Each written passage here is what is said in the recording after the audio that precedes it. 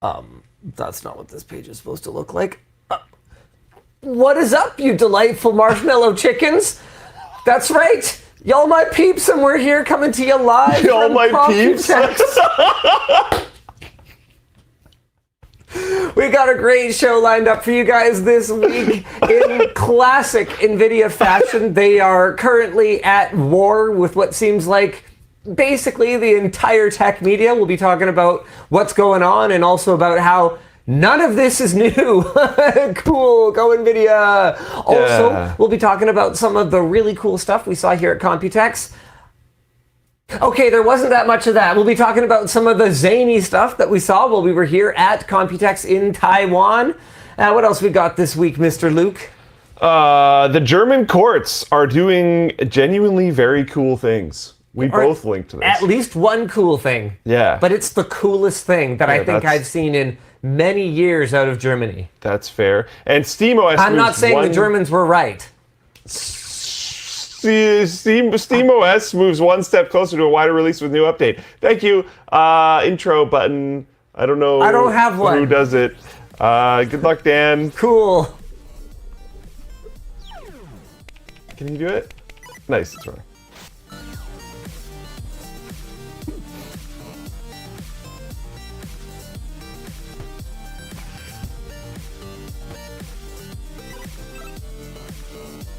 The show is brought to you by, oh God, I can't read the thing, ThermalTake. And don't forget our wrap partner dbrand, our laptop partner Dell, and our chair partner, whoever makes this golden chair in our hotel room. No, it's Secret Lab, it's Secret Lab.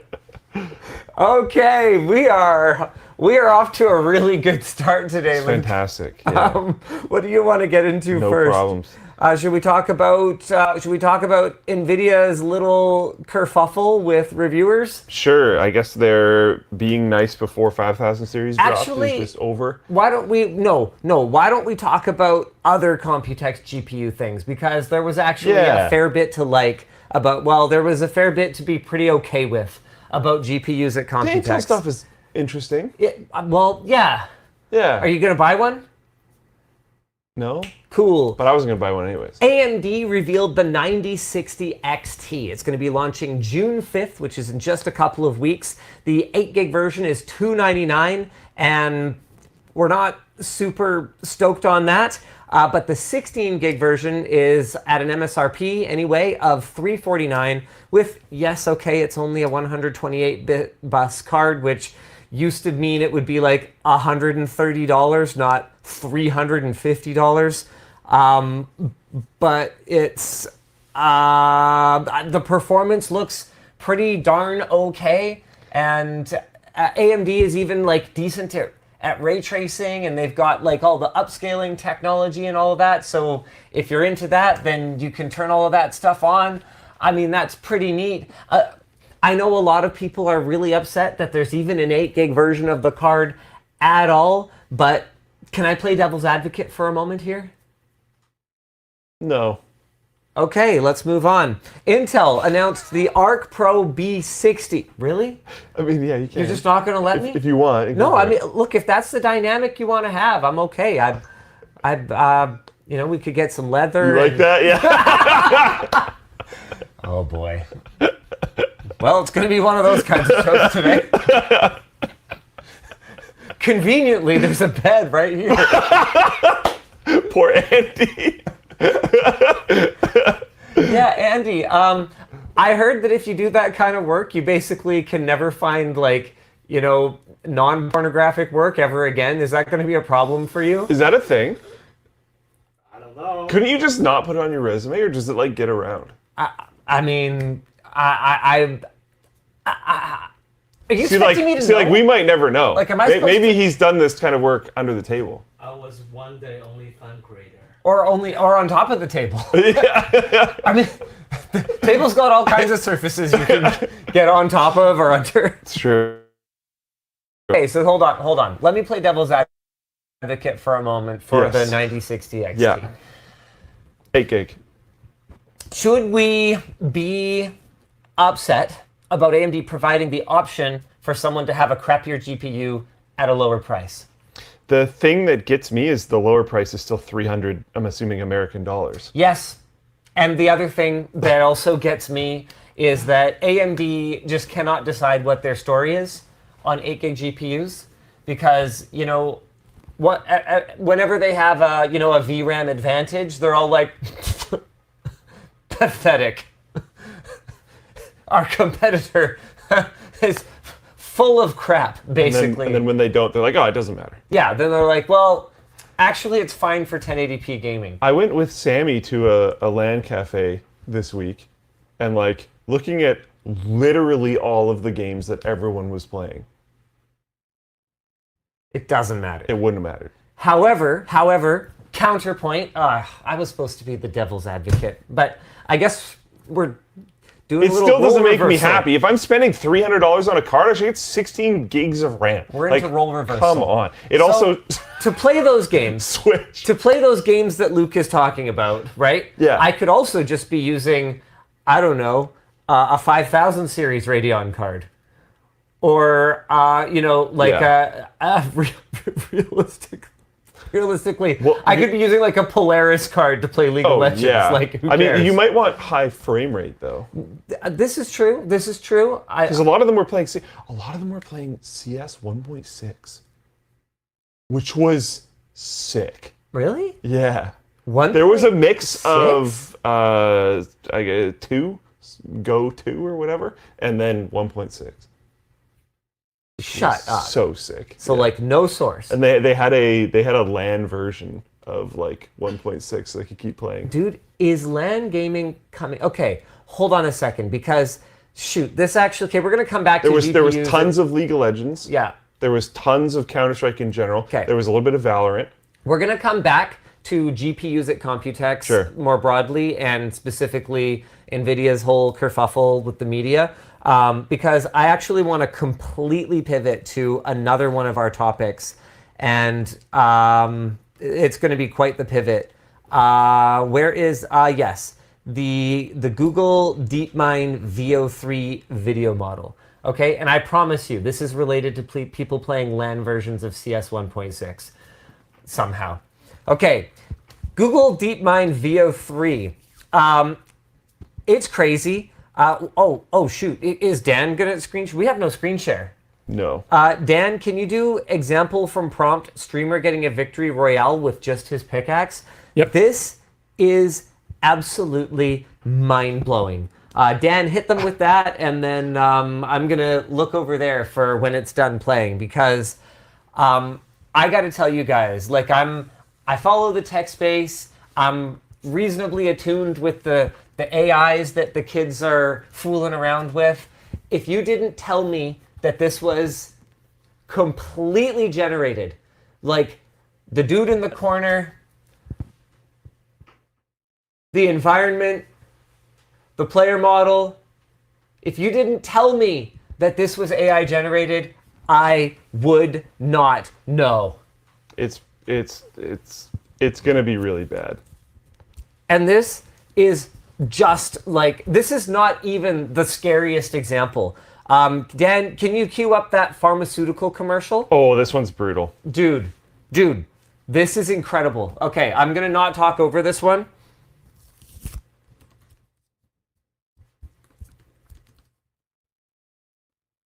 Oh, as soon as Dan's ready. Nothing worked. Every day felt heavy. I felt trapped. Playing now. Then I tried Puppermin. Our prescription helps your body secrete a special pheromone that attracts puppies. I took the pill before bed, and when I woke up, there he was, the love of my life. The pill does not target Okay, you can depression go ahead and cut it directly, down. but we've found that it's Back to us. There's people in chat being like, wait, this is generated. It's not. Zenith What? is like, yeah, that looks like AI. This is gonna fool over 90% of people. Over 90? This Yeah. is going to fool over 99% of Probably. people. There's a couple little things, like I don't think we. the dog's tongue. Yeah. When he's licking the guy, it like A little oddly lagged kinda and like, does some stuff. it does some weird stuff. I don't think we saw it, but I think there's two ladies sitting on a couch, and one part of her hair doesn't move with her head while the other part does. There's little things. There's little things, but That was made with apparently $500 worth of credits. Yep. That's wild. Which, like, that means in a year or two, it's... And buddy who made it, so at PJACCETTURO over on Twitter, PJA says, I used to shoot $500,000 pharmaceutical commercials. I made this for $500 in VO3 credits in less than a day. He also says, okay, I hate this, but he also says, what's the argument for spending $500,000 now? And like, I hate that. He's not wrong. He's not the only person asking that question. Yeah. And I promise... when, you know, the whole ethics conversation around pharmaceutical companies, I suspect they're not going to mind. Especially when, I don't know if you've seen it, but almost every American pharmaceutical company spends more on marketing than they do on R&D. So, like, if they can drop that marketing budget and not increase the R&D budget, then surely they could lower prices. Let's go. Okay, so we're going to come back to the other stuff in our Google I/O roundup because that's the only part of it that I wanted to talk about. That, yes, I am tying back to people playing LAN games. I have a theory. My theory, and maybe it's just the kind of thing that I tell myself when I crawl into my bed and pull my covers up and get into a fetal position every night and go, oh my God, the world. I have a theory We're all doing a lot of that lately. When nothing online is real, the players I'm playing against who are realistically, in many cases, aimbotting. I like this. Okay? Or the news stories that I'm seeing in my social media feed, or the the questions and answers that I'm looking at on Reddit. Remember we talked about that that undisclosed study that educational institute did, where they were just like having bots interact on r/change my mind. You know, when nothing is real, we're all gonna go, you know what? Fuck it. And get offline. Oh. We're gonna just we're gonna play video games in person. We're gonna demand LAN play. And if gaming companies won't put LAN functionality into their games, then we'll be like, all right, I'm gonna play CS 1.6. I don't remember where I read this, but I have read that apparently there's been an increase in more provably bespoke products being demanded by consumers. Yeah. Because there's the whole it's an Etsy shop and they make it themselves for sure. Yeah. But it's actually just from Alibaba. Yeah. That's such another perfect example of everything. It's all fake. Everything just being mass-produced slop. So there's been an increase in I want to buy this product and I want a video of you making it. That type of stuff. Oh, well, this... yeah. Make a video of me making this product. But if it's custom, it's going to be a little bit harder to match the physical product that shows up. It will. Yeah. It will. Actually a lot harder. It will. Dude,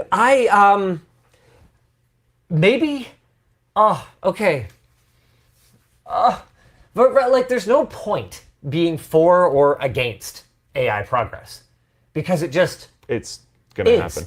The horse bolted from the pen at this point ages ago. Anyone still having the conversation of should we do this or not is just behind. Yeah. So unfortunately. So realistically, it doesn't matter what the next thing I say is. If I say I'm for it or against it, it is irrelevant, right? Yep. But maybe that's the one comforting thought that could make me go, okay. Maybe that's the positive outcome that might come from this. But then the thing that made me hesitate to even say that is even with how bad AI replications have been, and with how identifiable scams have been for many years. The video's not up yet. It should be coming very soon. That collab we did with Kit Boga. Yeah. Right?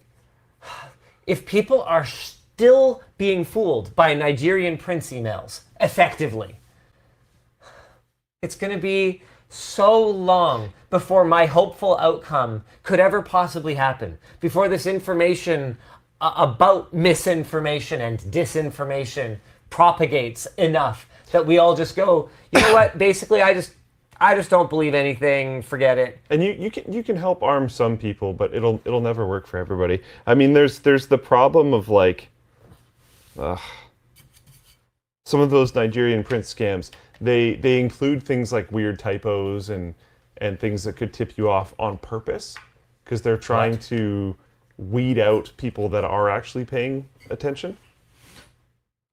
I did not ever think about Yeah, that's like a thing, or know apparently. that. But I wonder if that bar gets higher, the easier it is to be more and more convincing all the time.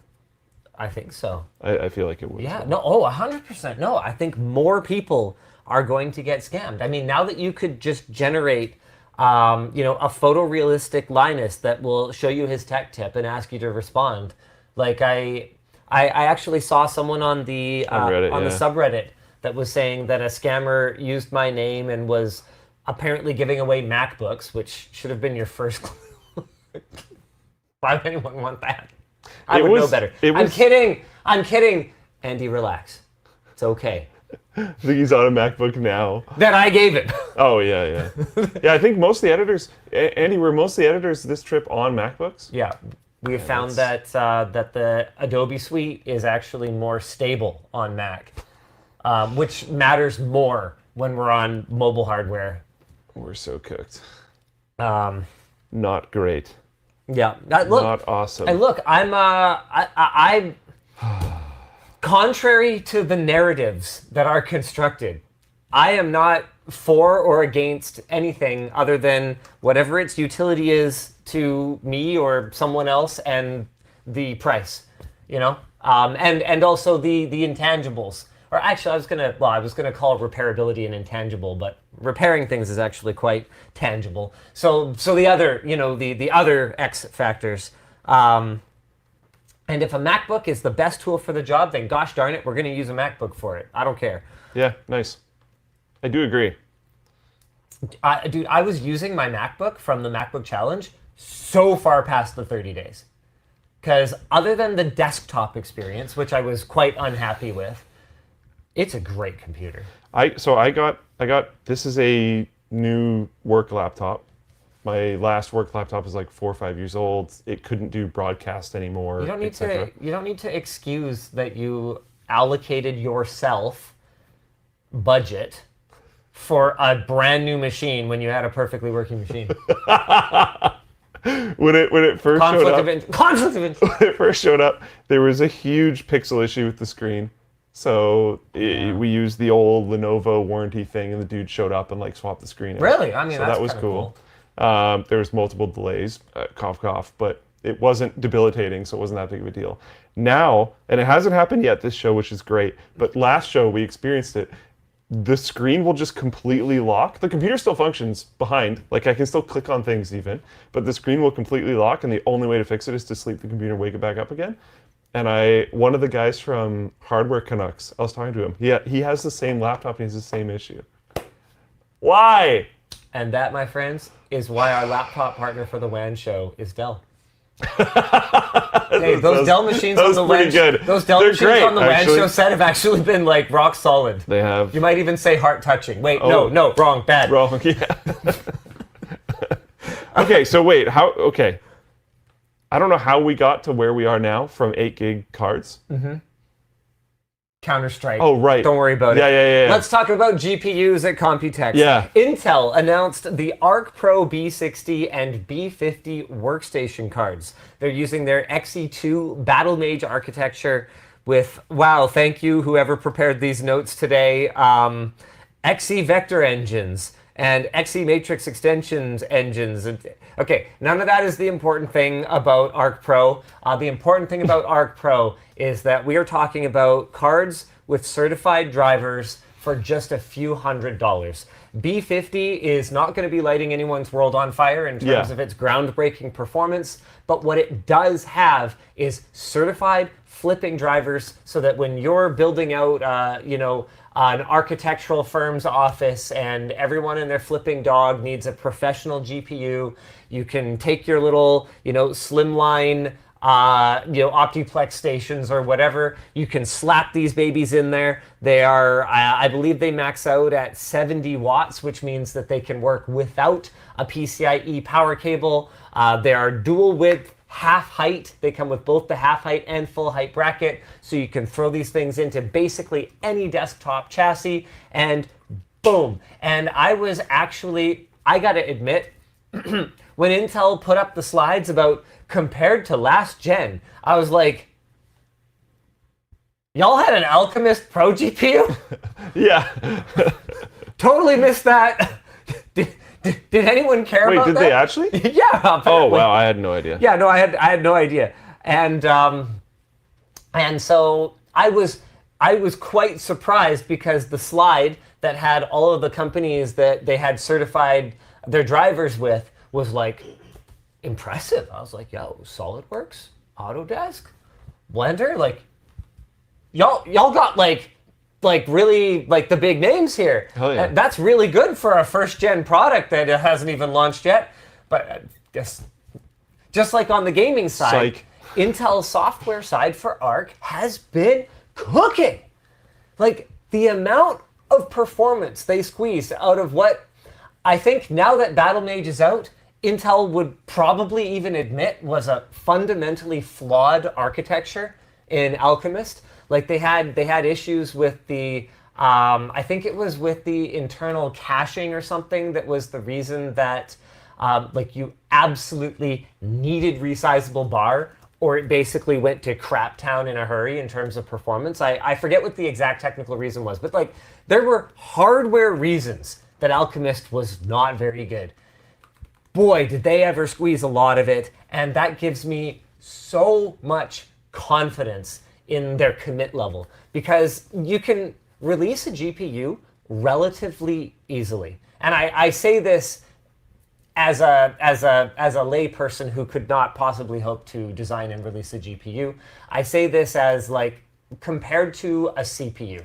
GPUs are relatively simple, but it's the software. The software will kill you. That's the challenge that Intel knew that they were coming up against. It wasn't, Especially can we build a rate- parallel processor? The rate at which you need to release stable drivers, right? Because of all these new games coming out and stuff. Like, damn. Here's a question for you. Yeah. Do you think Arc can survive and thrive and continue forward if TAP retires?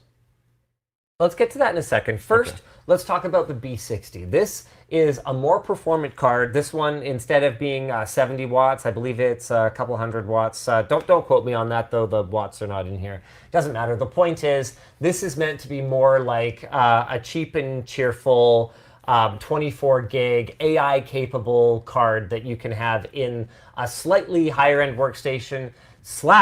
/ they have this concept that they were showing off called Battlematrix. And they're doing some, again, down to the software. They're doing some software tomfoolery that's supposed to make it much easier to take a whole pool of these cards, up to 8 of them, combine the memory, split up your AI workloads so you can chunk it out and chew on the whole thing in parallel. And you know what? Is the performance going to be as good as an NVIDIA solution? Be real. Yeah. No. Right?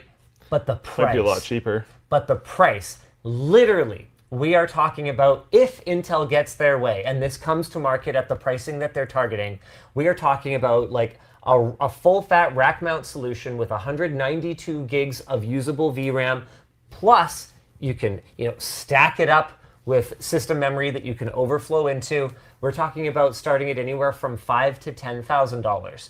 And they're not giving pricing for B60 Pro, but what they are saying is that $5,000 to $10,000 is for the whole chassis with anywhere from 1 to 8 GPUs. So it's like, okay, I think I can do the math. And on the record, but don't quote me on this, right? Sure. Yeah. They're saying that they think they can do even better than the $700 or so per GPU that $5,000 to $10,000 mark works out to. Like, given time, I mean, the hardware, right? The hardware is literally just an Arc B580. Yeah. For the B60 Pro, or for the Pro B60, excuse me. So yeah, nothing should prevent them from doing this for $500 or whatever. And if the goal is to get an install base out there, which is an assignment that Intel seems to somewhat understand at this point, then that's exactly what you need to do. You make this investment up front in the software ecosystem for developers, and then you make the hardware accessible. If I can get like a whole ass server platform for realistically not that different a price from like a Mac Studio.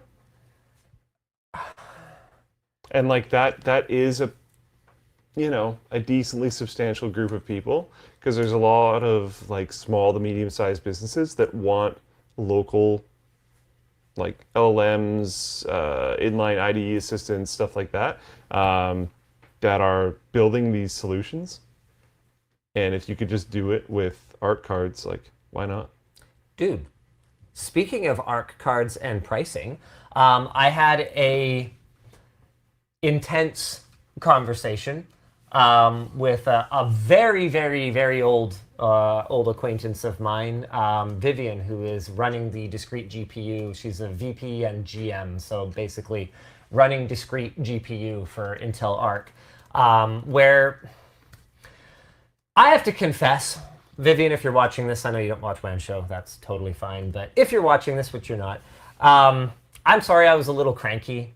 I got a little bit set off by one of the slides that Intel had in their deck.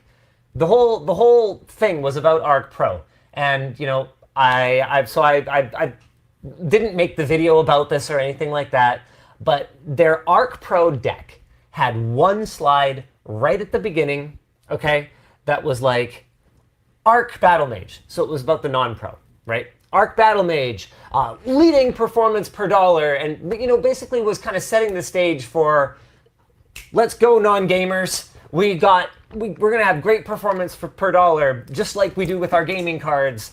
And it was like, best performance per dollar, asterisk.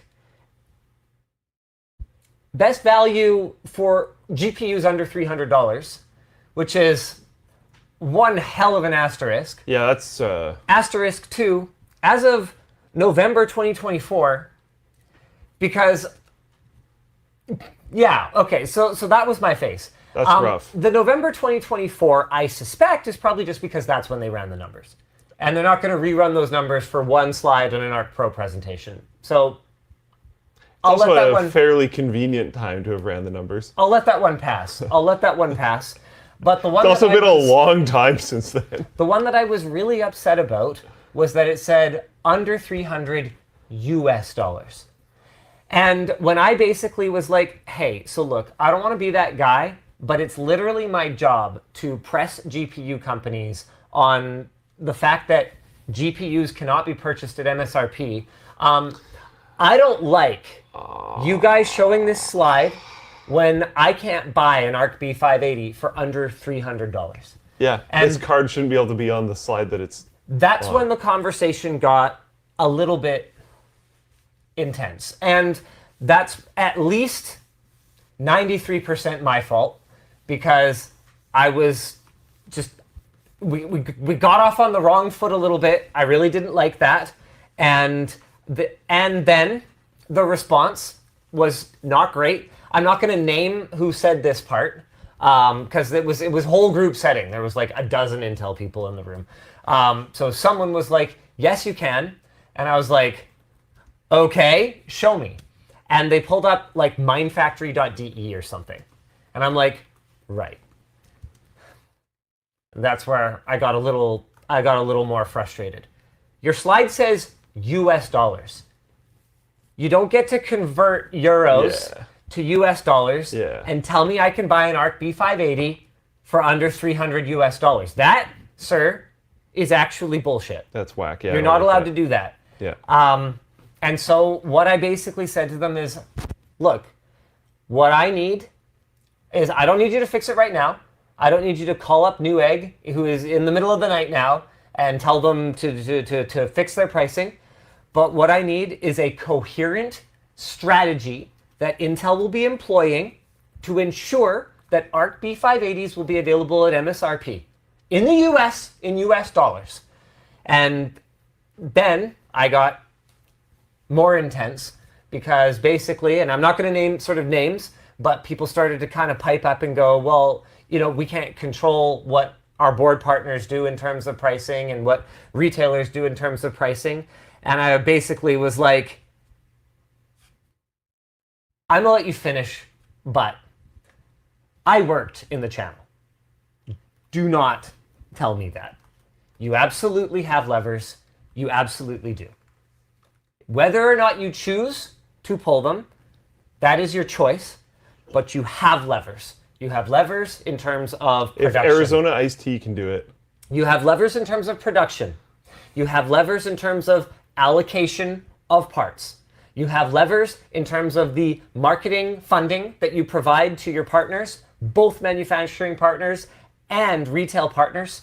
You have levers in terms of the fact that you have a Founders Edition. You have your limited edition cards that have an Intel label on them that you could literally control the pricing on, that only exist so that you can put pressure on other board partners to fall in line in terms of pricing. Everybody knows that's why Founders Edition exists, right? I just listed, and that's not even all of the levers. I listed many levers that you have to manage channel pricing. It's not legal in every market, but there is, actually, okay, that typically goes the other way, but there's things like map pricing, where you have a minimum advertised price. That can be considered price fixing depending on the market. I'm just saying, illegal or not, many brands attempt to do it. So there are levers. There are levers to pull. And after things got a little intense for a little bit, I got a firm commitment that Intel would come to me with a strategy where they were going to get pricing to MSRP. And I didn't even ask for like $249.99. I was like, look, I get it. This one has 3 fans on it. It's $269.99. Okay. You know, okay. this is an OC. Sure. You know, whatever. Product variants, whatever. That's fine. Yeah. That's fine. There's more than a decade of precedent for, hey, this one's a little more fixy. You know, we did some extra special stuff with the VRMs. No problem with that. But if you're going to say, and this is where the sticking point is, if you're going to say this GPU costs this much, and you're going to ask me to say this GPU costs this much, don't make me a liar. Yeah. I don't like that. Now, hold on a second. Call Me Canna says, isn't this a slippery slope? Isn't this level of control the same thing you criticize NVIDIA for? What I criticize NVIDIA for is multifaceted. And I guess that actually transitions us perfectly into our next topic, which is RTX 5060 and, in general, NVIDIA's current kerfuffle with the media very, very broadly. NVIDIA's level of control is unlike almost any other company in the industry. I would say Apple and NVIDIA are the two kind of birds of a feather that I point to when I look at the level of control that they maintain over their product, their image and branding, their partners, the media. They both exercise it in their own special, unique ways. I mean, I remember that video that Marquez and Mr. Who's the Boss did like ages ago, talking about the way that companies can control the narrative through access. Neither of them named Apple, which I thought was curious at the time. I was kind of sitting there going, companies that refuse to work with you if you can criticize the product, but if you talk about them the wrong way, they refuse to work with you. We don't mention them in our video about companies that do that, but I get it. So Apple is a great example of you've got to kind of play the game, and they don't tell you what the rules are, so you just have to err on the side of, not saying the wrong things to make sure that you stay on the list, right? Yeah. NVIDIA doesn't do things that way. NVIDIA, for the most part, actually takes criticism. We've criticized NVIDIA a lot over the years. They've generally been okay about taking criticism from the media, and I suspect the reason for it is it used to be that, in general, they saw the benefit of working with media and understood that they had to take their lumps. And then now I think it's because they just kind of don't care. I think it's because it's just sort of irrelevant. So the reason has changed, but in general, they've taken criticism from the media. Yeah, they seem to take criticism, but they can be pushy about the message that they want. Oh, they can be. They don't care if you go after them. They can be pushy, and they can be petty, and they can be vindictive. Yes. Oh, yeah. Big on that last one. Big on that last one. And I've talked in the past about how I do think that it is a fundamental cultural issue at the company. Yeah. I think it comes from the top down. But in general, they have mostly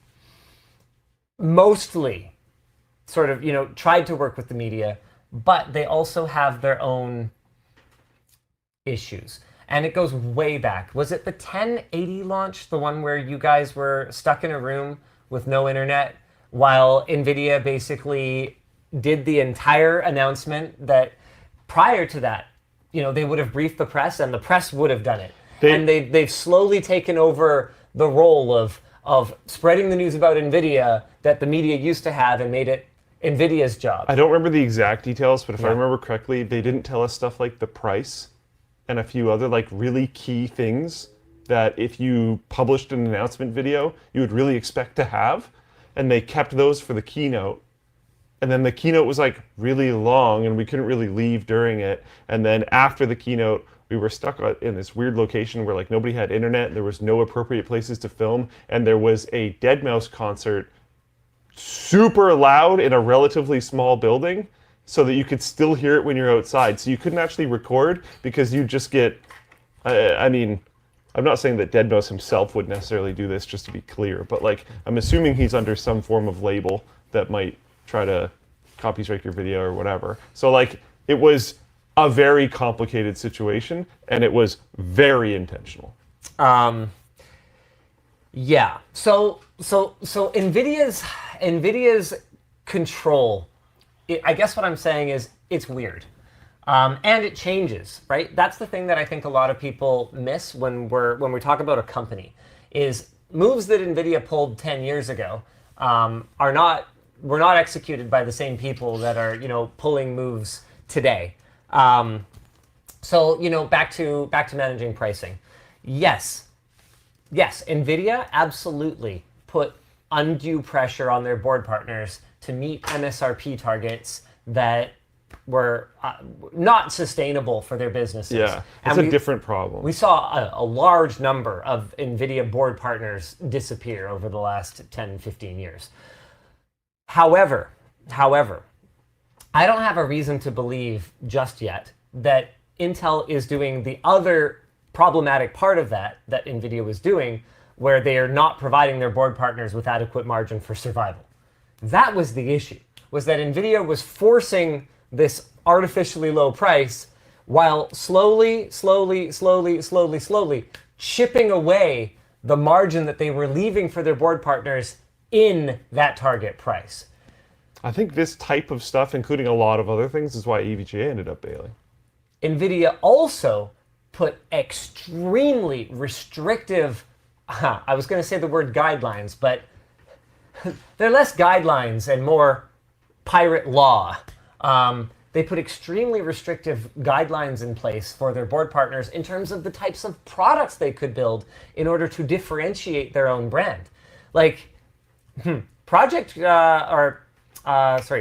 Partner Program.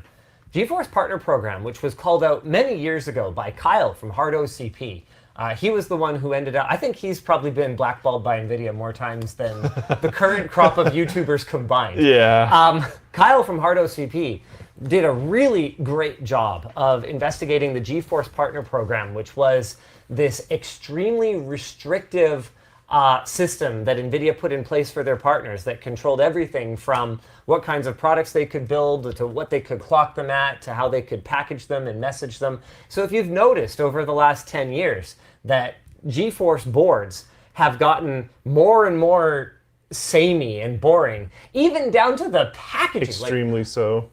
You ever notice the packages all look the same now? Even this one. Yeah, of course. It's got it has all the requirements. Like that. And they used to be so fun. That's what NVIDIA does. We have a topic about that too, actually. Oh, okay. He hasn't read the whole doc yet, but No. that one's going to be pretty fun. So yes. Putting pressure on your partners, okay, to maintain pricing in the channel or whatever. Yes, that is something that I have criticized NVIDIA for, but it's part of the broader NVIDIA behavior that puts their partners in a position of constant fear. You talk to an NVIDIA partner off the record, and you kind of go, okay, well, why don't you just take some of those GPUs that you got and put them on like a cool small form factor card? We're like, because Dad wouldn't like that. We're afraid. Yeah, Dad will never give me another GPU again.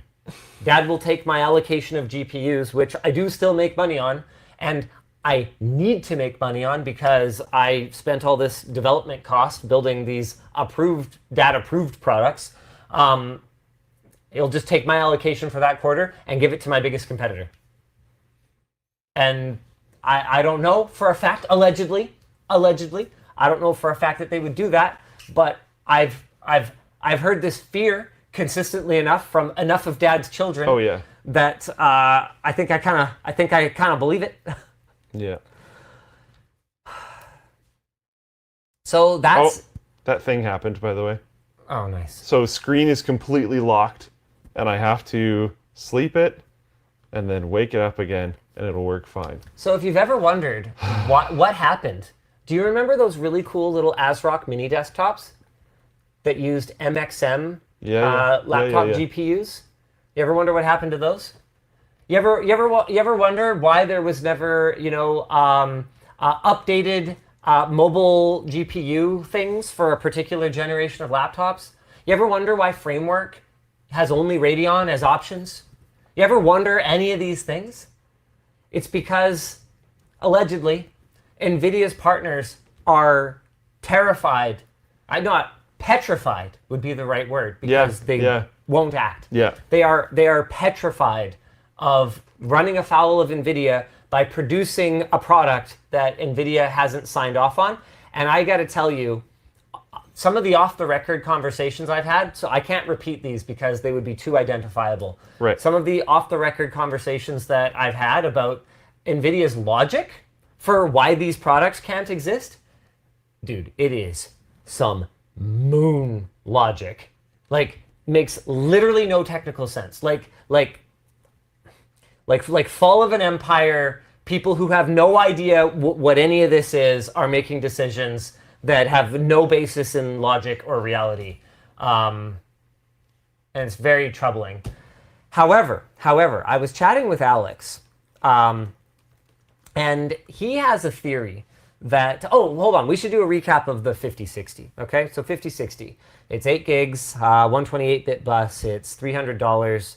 It loses to the 3060 Ti and Arc B580 in some tests. Multiple creators like Hardware Unboxed, Jay's 2 Cents, Paul's Hardware, Digital Foundry, and more have criticized both the card, and this is where we get into sort of NVIDIA's not playing ball fairly. I've talked about this phrase a lot, I think, in the last couple of years, is good faith. What does good faith mean? Engaging in good faith, right? It means that, being for the most part, right, forthright, honest, working together on a solution that benefits everybody. And I think that's what the media asks for from companies, right? Is can we work together in good faith, understanding the value that we each bring to the table. I understand, NVIDIA, the value that you are bringing to the table by providing me with the card early so that I can test it and evaluate it. That has a positive effect on my business. That also has a positive effect on the audience. Positive effect on the audience. Yeah, so that has a positive effect on my business. It also has a positive effect on the audience, who gets to have all the reviews, multiple perspectives, which Luke and I have always stressed is extremely important, all of which had ample time to put together their analysis and present it in a way that is professional and thorough. Without being pushed or forced, really, to say anything in particular. Very key, very key. And that's part of NVIDIA's benefit. What NVIDIA gets in return is the credibility of these quotes that, hey, this card is good, or it's really well optimized for that they can then use to market that card without having to pay for it. Actually, my understanding is a lot of publications do charge for them to have the logo or the badge or the quote or whatever. We don't, but in a lot of cases, that's the quid pro quo, is we get access to the card so that we can do a great job. You get more thorough, more complete information because everybody isn't rushing against each other to be the first to publish, and NVIDIA gets credible third-party validation of their claims about the product. That is everybody working together in good faith. And this launch has not been handled well. Reviewers were not given drivers in time for the initial embargo.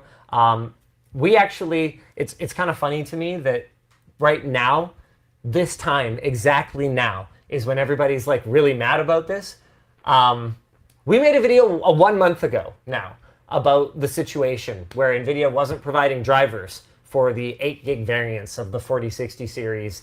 And we basically said exactly what they've done now, which is it looks like what they're trying to do is they're trying to create an environment where all the reviews of when you search for keyword 4060 are going to be of the TI 16 gig, because they're just not even going to bother seeding these other cards, and they're going to kind of try to bury it and make sure that it doesn't get covered that much. So therefore, the best performing videos on the topic of 4060 are going to be for this card that performs markedly better.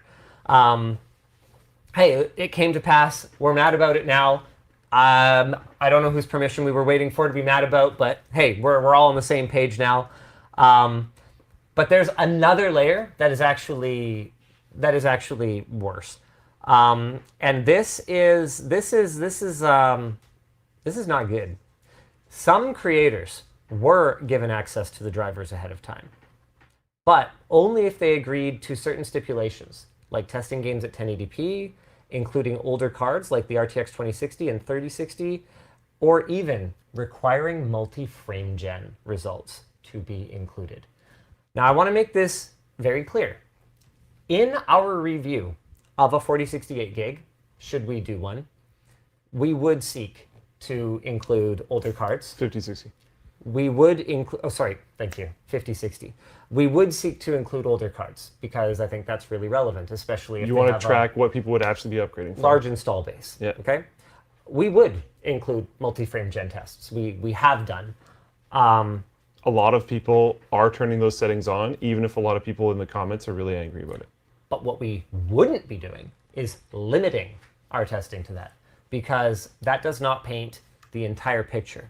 So NVIDIA did exactly what I predicted they would do, but they actually took it a step further than I thought that they were capable of.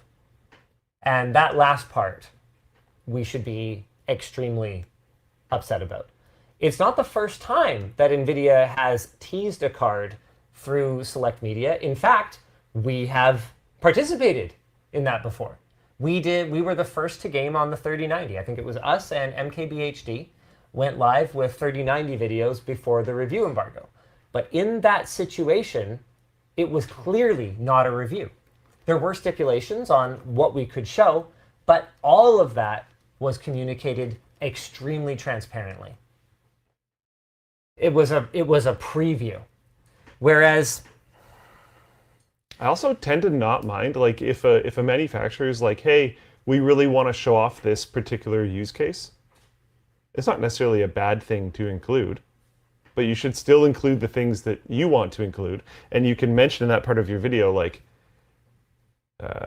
X manufacturer, X company, whatever, thinks this use case is important, and then give your opinion on why you agree or don't agree.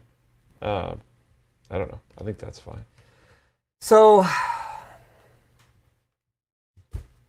lame. And like, not too surprised.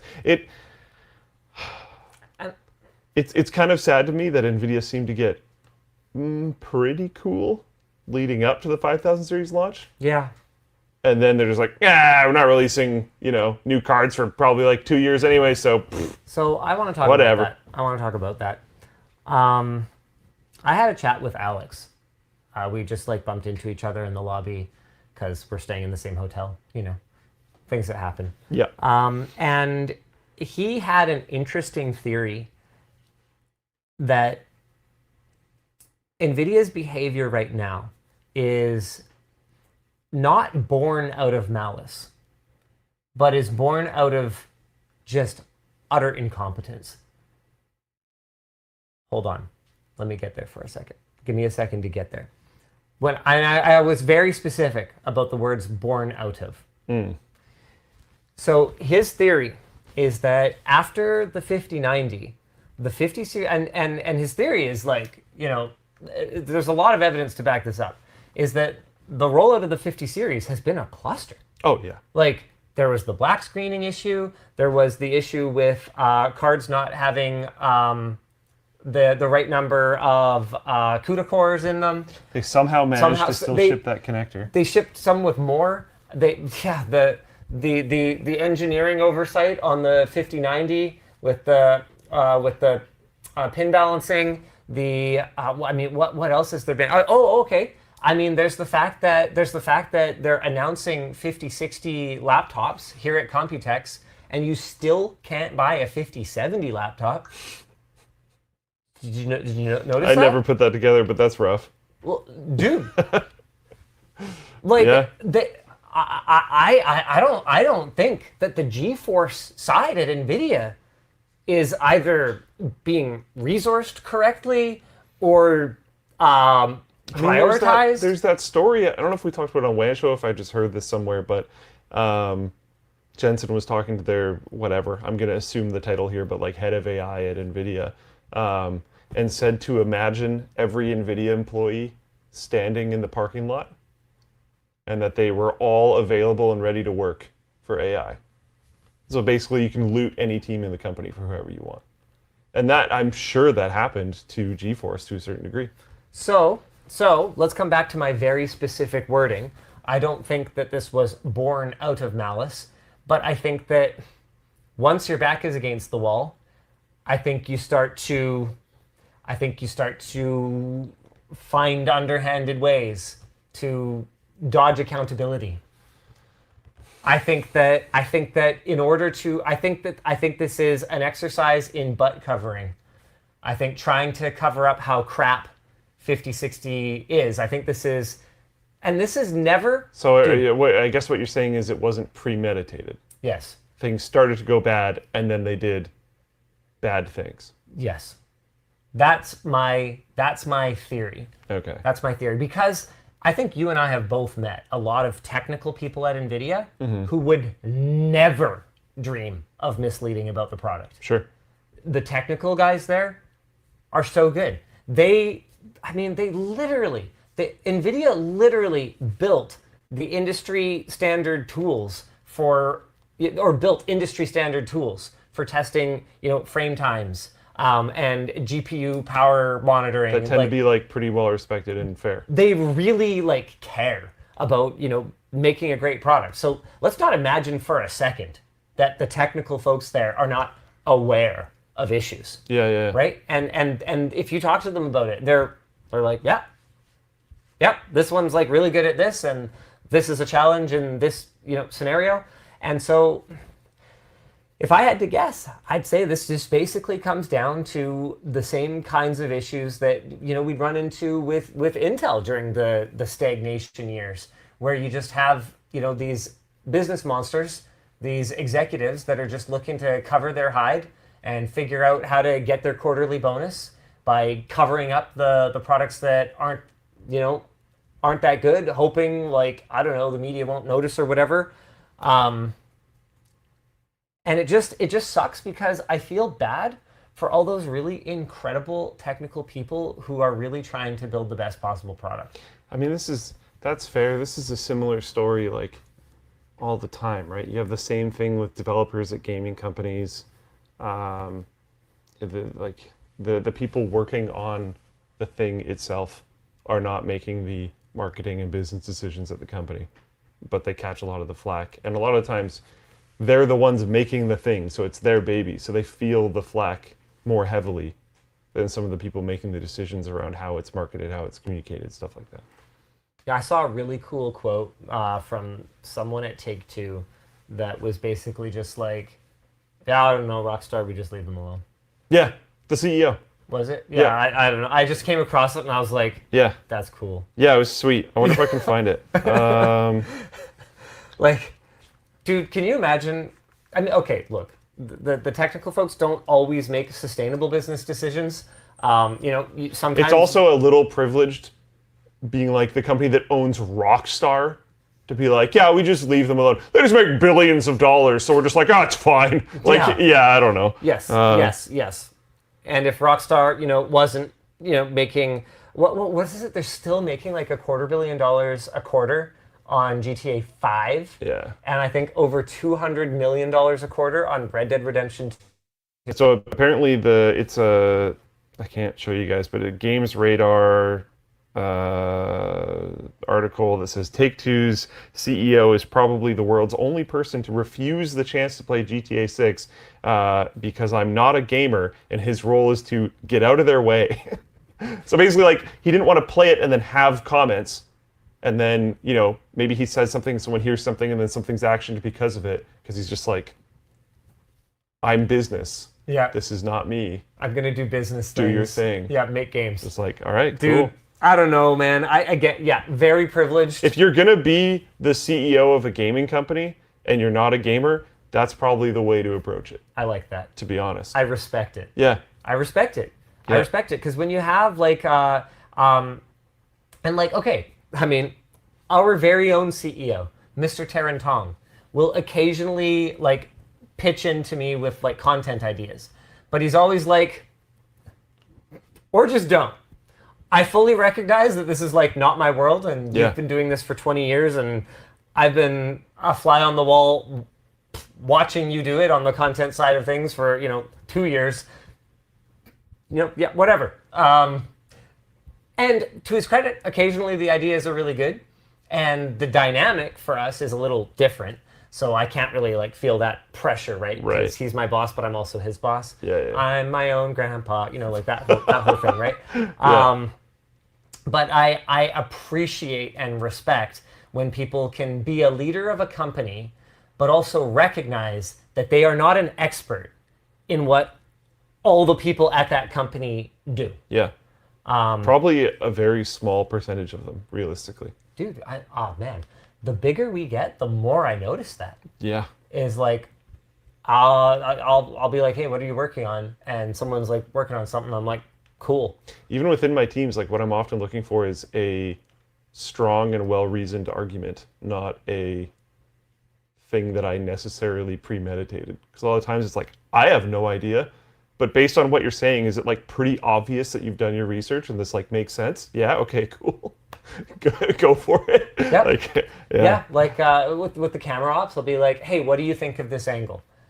Because I know that if I say, do this angle, I'm going to get cooked. Yeah. Because they know the angles better than I know the angles. Yeah, They're looking at the viewfinder. But sometimes it is reasonable to ask because, maybe they've been rushing or whatever and they just didn't really think about it. Yeah, maybe they were setting up all the gear while I've been kind of standing looking around, or maybe I have an idea for how I want it to flow into the next shot or, whatever. And it's got to be a collaborative process. But You gotta let experts cook. Yeah. There's just no other way around it. What the heck are we supposed to be talking about? Do you think? Okay. You gotta. Real talk, okay? Yeah. Okay. Yeah. One of my big things, right, is I have people around me that help keep me accountable, and help me not just lash out emotionally. Sometimes I do it anyway. Yeah. Nice. But Yeah. we've been taking some flack for Okay. making a video about a golden 5090 at a time when other people are holding NVIDIA accountable, Yeah, as if we're not. as if we didn't talk about this a month ago, as if we don't have a long history. I actually compiled a list of times LTT held NVIDIA accountable. It goes back almost 10 years and includes basically every major thing: Project Greenlight, GeForce Partner program, when they turned off overclocking on their laptops, and blah, blah, blah. There's all kinds of things. Would it be an emotional and unnecessary response? And I'm talking to you guys as well. So Probably. hit me up, Floatplane Chat. Can you relax? Okay. Would it be an unnecessary and emotional response for me to do a video basically going, okay, here's what NVIDIA is doing right now. The title I have in mind is, why is LTT silent about NVIDIA's media manipulation? Despite not having been. And then basically the video lays out the many not silent times, back when Hardware Unboxed was being bullied by NVIDIA, and NVIDIA was basically saying, cover RTX more favorably or you will never see the card to you again. Do I have to lay this out? Because a lot of people don't seem to have a clue. I think you could, but I think your tone matters a lot. What if 'Cause my tone was as deeply sarcastic as I have ever been in my life? Yeah, I think that wouldn't be good. Okay, let me pitch you. Let me pitch this. Oh, you wrote it already? Let me pitch this, okay? This Relax. is one of the. This is just kind of how I Linus haven't. thinks. I Sometimes. haven't written it already. Yeah. Okay. So it's I have notes. some notes. Notes. I have a couple notes, but I do have kind of a concept for it that I But think this is sometimes just how he thinks. that I think is really funny.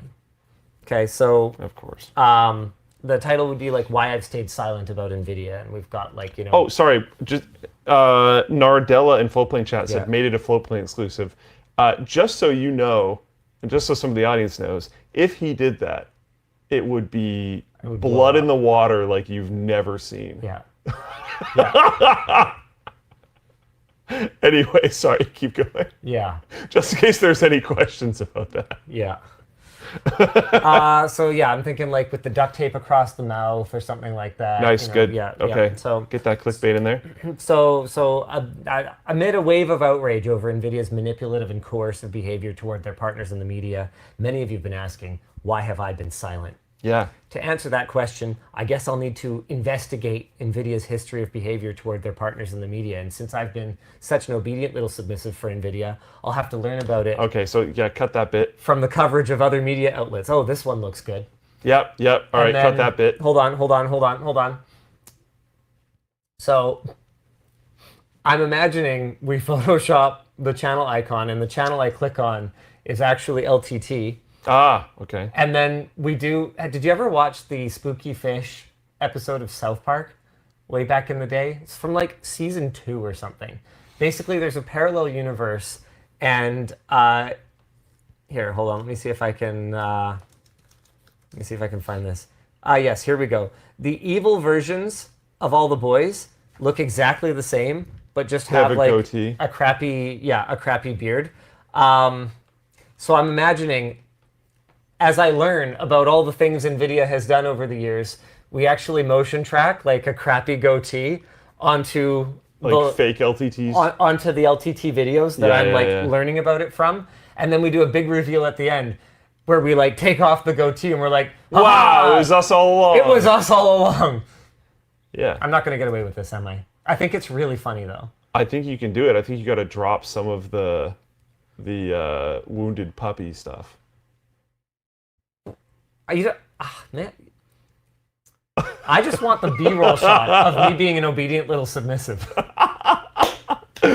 Yeah, okay, maybe, but I think now he wants it. It's funny. You're gross. It's the problem is you gotta keep it in the funny realm instead of the like, why is everyone mean to me realm. Oh, because if it's the why is everyone mean to me realm, it's not gonna go well. Okay, I didn't give you the next line. So Okay. when I click the channel, I'm like, whoa, that guy and I could be brothers. Let's see what he has to say about the most recent fiasco about limiting review samples and drivers for the RTX 5060 series. And then I kind of watch a short clip from it. I'm outraged. Anyway, so I was kind of thinking it'll be very tongue-in-cheek. Or maybe we just won't do it, but I don't think it's a bad thing necessarily, because we talked about this recently, where like I think sometimes in moments like this, it makes sense to just kind of have a open discussion with the audience. And I think a problem that we've been having, I've been talking about this literally for years at this point, a really big problem that this niche has been having for a while. And it's weird because for many, many years, this was not a problem at all. But this has become a major problem over the last few years, is that if any reviewer is not saying the exact same thing as every single other reviewer, they are condemned. And it's everything. It's not just us. I'm not just saying us. I have seen this with other creators as well. Yeah. That sucks. That is super bad. As an audience, you should not want that. That is horrible for you, and it's horrible for the creators. So once the video transitions into the more serious side, Coffee Kadachi, yes, that would be the plan. You know, I've got this kind of line when I say anything positive about NVIDIA, I'm labeled a shill. When I say anything negative, I'm labeled a hater. In this polarized world, a person like me who calls out good and calls out bad ends up outcast by both camps. Is that really what we want? I don't think. You're making it about you again. I think you should be talking about the industry. I'm literally responding to people being like, how can you say anything that is different from what other people are saying right now? How can I talk about this card, which actually I don't even, that's the really bizarre one, is a lot of the like, why are you covering NVIDIA positively comments are on the video of this card, where I kid you not, the first line of it is mocking how the 5090 is overpriced. Literally the very first line. You don't even have to make it past the midway point in the video, which I know that most people don't. Yeah. You have to make it to the first line. Yeah. To know that we're taking the piss. I'm interested because we filmed a short that's not out yet at an internet cafe here in Taiwan. And the short opens with like, what the heck is a... Because this was the original reason why we went to this place 9 years ago. What is an NVIDIA certified LAN center? And it ends with effectively, they just spent a bunch of money. Nice. But I am rather certain that people are going to be like, oh, how are you covering this right now? And we're literally like, yeah, they just put their badge on the store if you like buy enough GPUs, and that's it. We like don't we don't praise NVIDIA's involvement at all. We're like, this is a really cool LAN center. And what is the NVIDIA part? They bought a lot of GPUs. So then how do you get that message across without, you know, to your point, being a wounded puppy or talking about yourself? Because at the end of the day, the problem is about like, you know, here's what we're trying to do and here's why it matters and here's why you should probably care and why just being in camp for this company or camp against this company is really, really, really, really bad. Because it is really, really, really bad.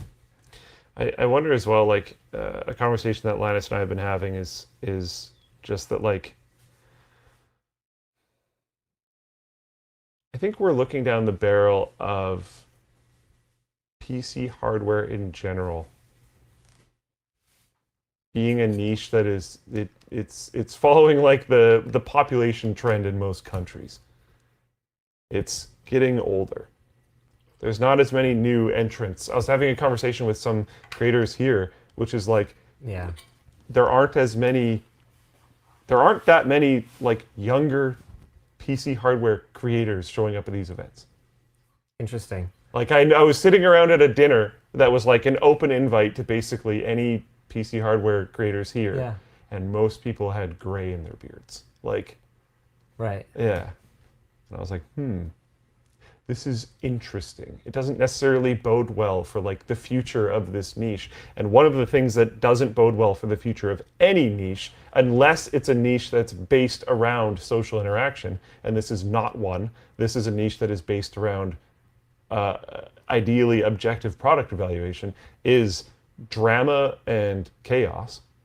And it's a problem because if you think about if it's a video game, let's go completely outside of this niche. If it's a video game and you're a little bit interested in the video game, A little outside it. and you go onto the subreddit for that video God. game, Why and would it's you do just that? on fire. Yeah, don't do that. Are Never go to you the subreddit for more something you or like. less interested in that game now? Less. If anything, it's less. Like we're not. This isn't inviting. Here's my problem though, and this is what I keep running into, is every time I tell myself, hey, I want to be a voice of positivity. You know, I want to be excited about things.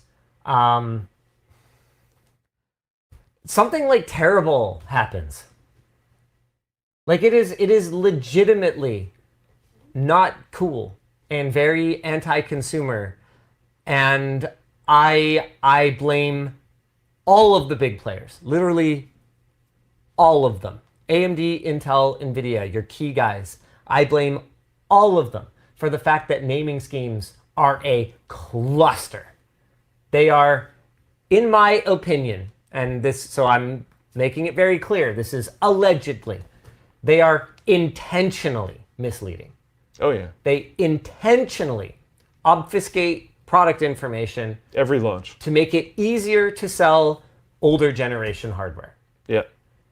I understand why they do it, because if you can just, and not necessarily just older generation hardware, but lower end, cheaper, something less expensive. And so how am I supposed to stay positive? Yeah, like I don't, and that's the other thing, you can't be positive all the time. Like my whole, if everything's on fire all the time, it's not very inviting community. Yeah, I'm gonna stand behind that statement, but you also just can't leave these companies doing horrible things alone. We're reviewers, we need to point it out. But so then back to, okay, how do I not address it? When I make a video that isn't even like positive, it's just about a thing. Yeah. And I'm not negative enough, or I'm not on the right negative bandwagon. And I'm sitting here going like, That's tough. y'all exhaust me. Yeah. Yeah. Yeah. Like and you know what? It's a good comment, right? Like, Linus, you should just not care about the feedback at all and just like do your thing. Just, make whatever video you want. But tough. it's not that easy. It's not that simple. I wish that I didn't have to care at all, what people think of the videos. If you're just like, yeah, Linus, just like be you, and we'll check out your content. It's like, but I've always been someone who obsessively reads the comments and tries to cater to the audience. That is literally, you go to any YouTube conference, you go to any creator meetup. Hey, what's one of the keys to success? Know your audience. Yeah. Interact with your audience. Understand your audience. And if the audience, wants to be up on this, like, scummy behavior or this, like, incredibly, boring product or, whatever, I'm stuck between a rock and a hard place, because if I make a video about a boring product, that's inherently a boring video. And if I don't make a video about this boring product, then I'm silent. And it's like, yo, I don't, and so you have this like conflicting feedback, none of which is right, because I promise you that, people are not going to tune into that. It doesn't resonate with them. Boredom doesn't sell. Yeah. And I wish I had solutions. I wish I had solutions here, but yeah, like my whole it's tough. comment on the the NVIDIA LAN Center certification is just buying some GPUs. That's at the very end of the short because it's really boring. We didn't know the answer before we showed up. When we figured out the answer, we were like, oh, I mean, I guess we'll answer the question considering the question is at the beginning of the short, but it is boring, so we'll put it at the very end. by the way, I've lost the comment now, but I'm going to have to give this to you.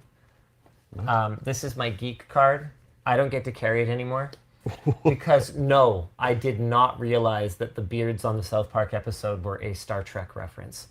Oh. Do I have to throw this away? I didn't either. What? I didn't either. Oh, really? I don't think either of us get it. Get it out of here. Yeah. Well, that's my room key, actually, but You don't get to go back I anymore. might need to, yeah. Nope. But my stuff's in there. Too bad. Okay. I have, and oh boy, this is going to upset some people. I have never watched the entire original series. Me neither. I've seen bits and pieces. Me too. I've seen enough, bits and pieces that I very much get the vibe. I've seen full episodes even, but I have not watched the original series. I've seen the one good movie with the whales or whatever, but I was a child. I was a literal child. I don't remember anything other than I think there were whales in it. Yeah. Uh-oh. Oh no. Heresy. Oh no. We're just talking about how Okay, I'll people watch shouldn't it. be mad all the time, then you just piss them all Okay, off. I'll watch it. I've been watching old media. I finally watched Mad Max 2. So I have now seen Mad Max 2. Okay. I have finally watched Highlander. Okay. There was another, and I'm going to pronounce this in a very specific way. There was another Linus that, for reasons that maybe will become clear in the future, prompted me to watch those movies. So I have now watched them. I still have not watched the third Mad Max, which is the last part of my assignment. And then hopefully, once that happens, I will be able to talk about why someone named Linus felt that I needed to be aware of the cultural significance of these movies. I'm And excited about that. There'll be something. That's all I'll say. So that could be maybe something that could, I don't know, who knows. I mean, you never know, right? The world's crazy. World's crazy. Crazy bad sometimes, crazy good sometimes. Let's have some fun, Yeah. Hey, by the way, you guys are probably wondering, what's up with this thing, this tower that's been What is up with between this? us the whole time? So, a lot of people, I think, didn't manage to pick up on this, even though I literally held up an invoice for it. But I bought this. No, yeah. Yeah, this was not a review sample or a That was a major part of that video. or whatever. Yeah. Oh, dude. You even talked about how to get it home and everything. It's amazing. It's amazing what people can manage to not retain in the first 30 seconds of a video. I try not to let it bother me, but as you can tell, it ain't working. Anyway, so I bought this because, and again, a lot of people probably don't know this, but I skipped 40 series in effectively silent protest because no one really seemed to notice or care. What? I skipped 40 series. What? Because of NVIDIA's crappy pricing. But I don't think so. You're an NVIDIA shill. Thank you. So- Thank you.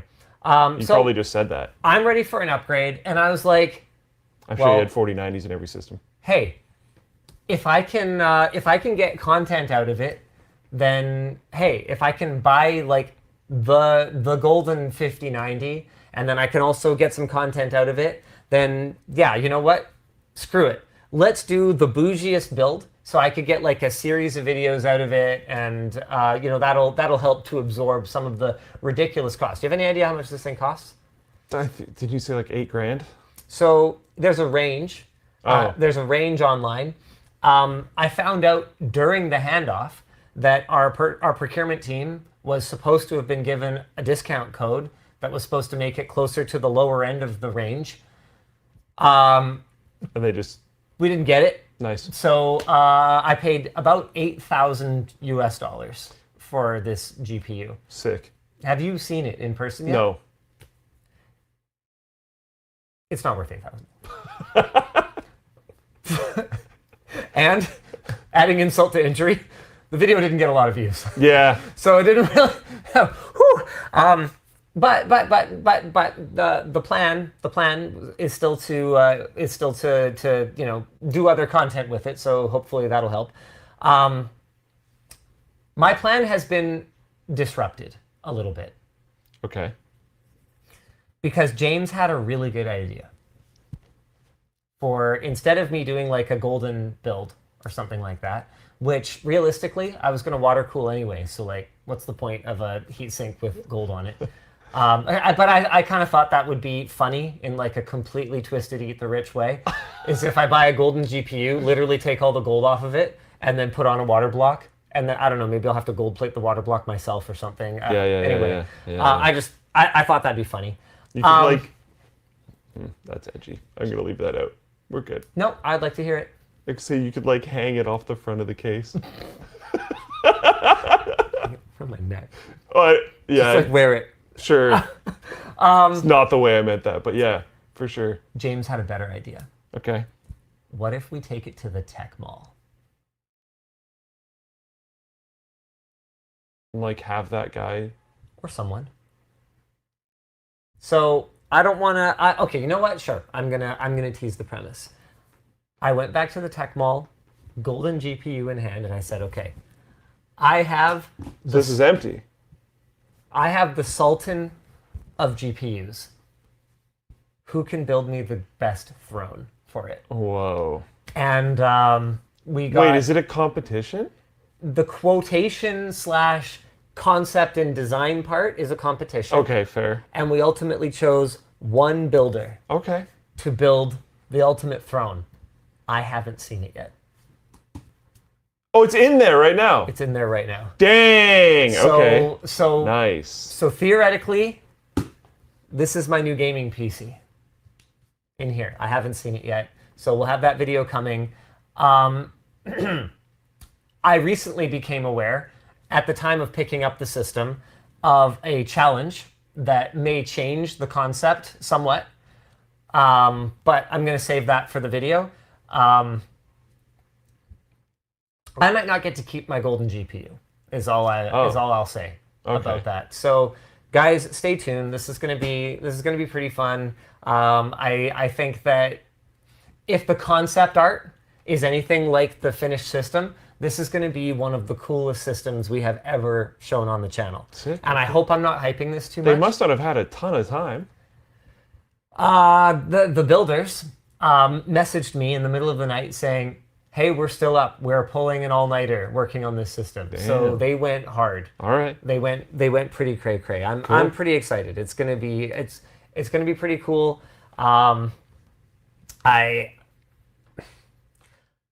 I hope that we're allowed to just like do cool things. Nope. Illegal. Yeah, I don't Arrested. know. Yeah. Put in jail. Yeah. Yeah, I think one of my biggest pushes is like we can and should stand up to bad practices from companies, and we have, and other creators should as well. Yeah.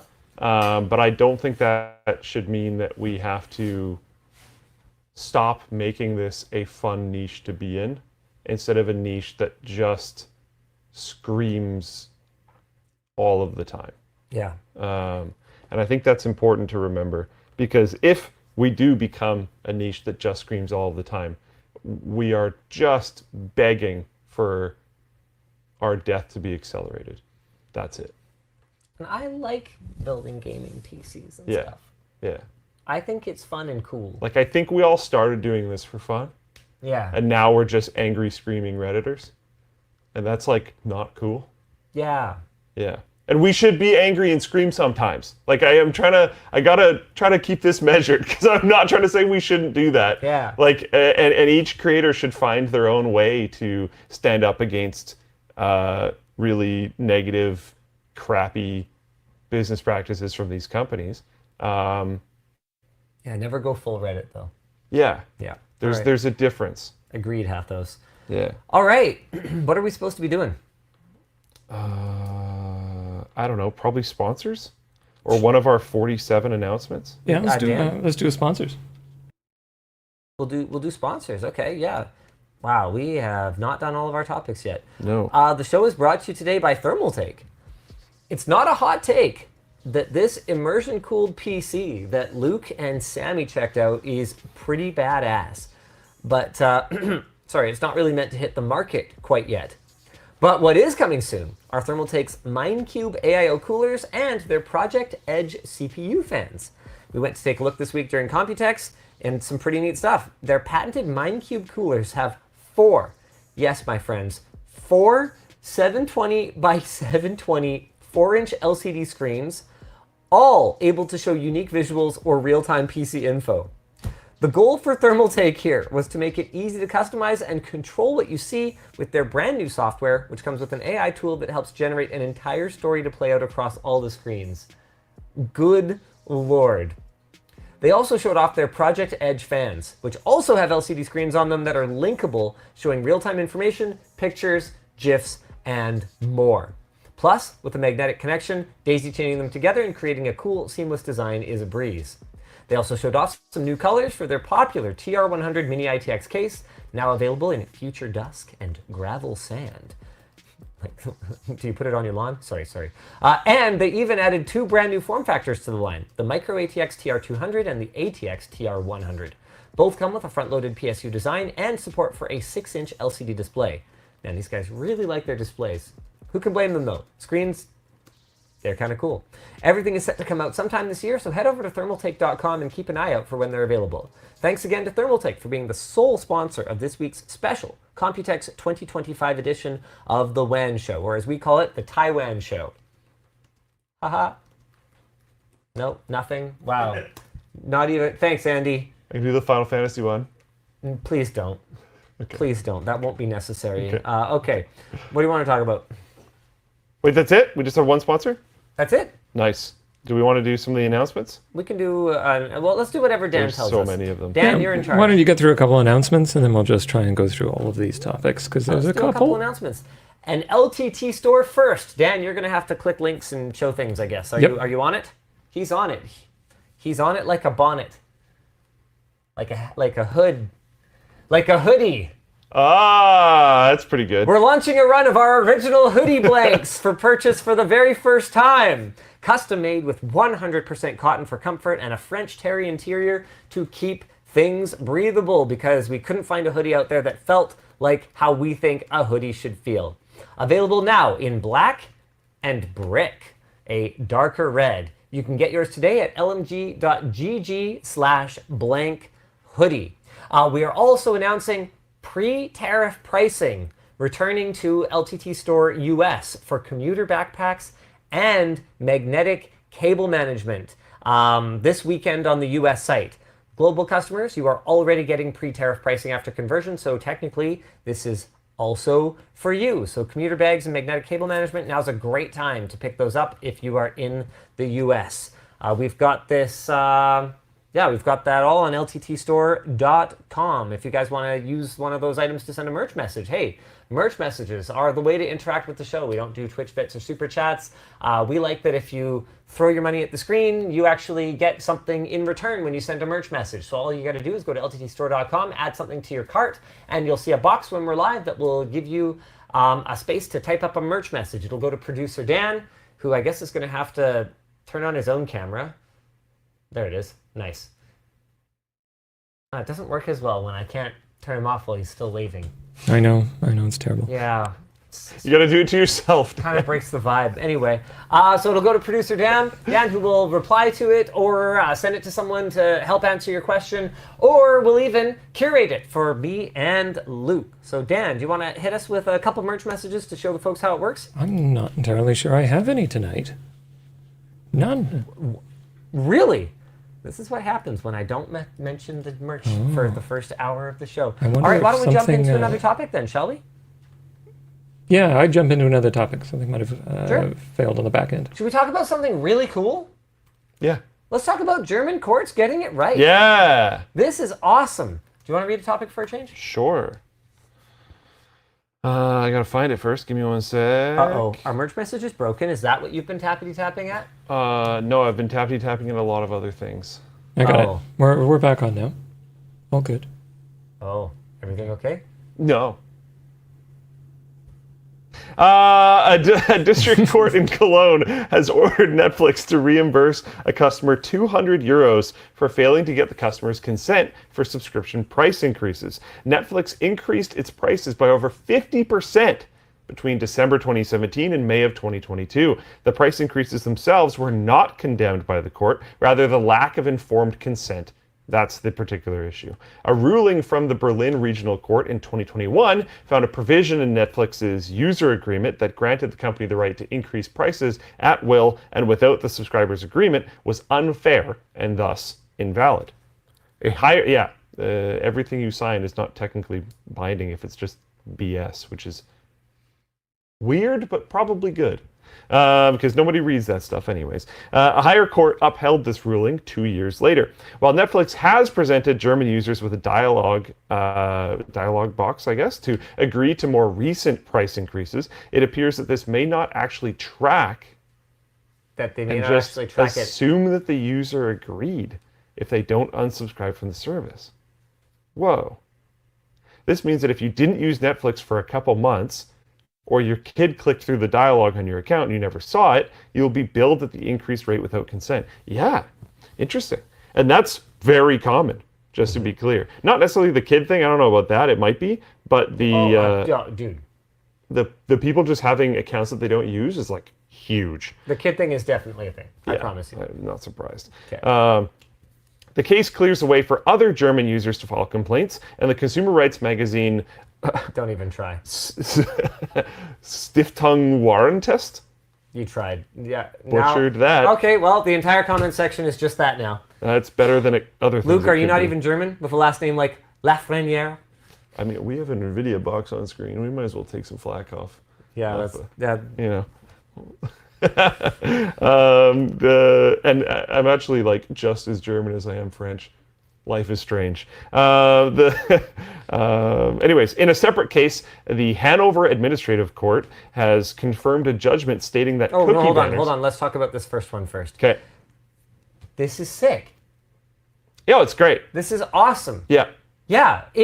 Why do you just get to unilaterally... I do understand legally why you are allowed to unilaterally increase the price of a subscription service, because technically every month is a new contract. So you can just, I don't know, yeah, it's a new contract now, and so if you stay subscribed, you agree to the new contract. No! That shouldn't be how things work. And if you want to negotiate a new contract, in my opinion, you should have to cancel everyone's contract and then sign them up again. You should have to go through the whole sign-up process again. I guarantee you. If that was how Companies it worked, will stop doing that immediately. Companies would immediately not do this ever again. They would not raise prices. They would set a price that is actually sustainable, and then they would not touch it. For the love of God, not touch it. And that doesn't mean that they can't increase pricing. They absolutely can. But it would be on future signups. So if you get grandfathered in at a low rate, if you get a low rate or you get a promotional rate or you get whatever, then that's it. Like, you got it. That was the deal that you signed up for. If they change the deal after, then that literally isn't the deal you signed up for. Quite literally. This is so validating because I feel like I've talked about this so many times. I freaking love it. Like there's immense lock-in from payment processors, but it's not even because it's that hard to, on a technical level, swap in and swap out payment processors. The problem is that all your legal payment agreements are in that other payment processor. And like Stripe talks about how they can handle migrations and stuff, but it's really not that clean. And you start actually talking about it, it's a lot more complicated, and and it's easier in some scenarios, and blah blah blah. But there's things that different payment processors will do to try to increase this level of lock-in, and nobody really changes their payment processors pretty much ever if they have subscriptions, because the chance that these people won't come back, not just because they might have forgotten that they have the subscription, because you're re-asking them Friction. if it's worth it. Friction. And just re-asking them if it's worth it, you will lose a ton of people. A ton. I love it. By the way, we did get a detail wrong in that VPN story last week, apparently. Sure. When they said they didn't acquire the existing customers, they actually didn't acquire the monthly subscribers either. Oh, okay. So I'm a lot more okay with it. So they had a bunch of free people who were obfuscated in the P&L by the paying customers. And when they bought it, they didn't get the paying customers and weren't told about the free people. And the free deals were available through third-party websites and stuff. So we're not obviously How did they apparent. get them at all? They should have had no users. Right. So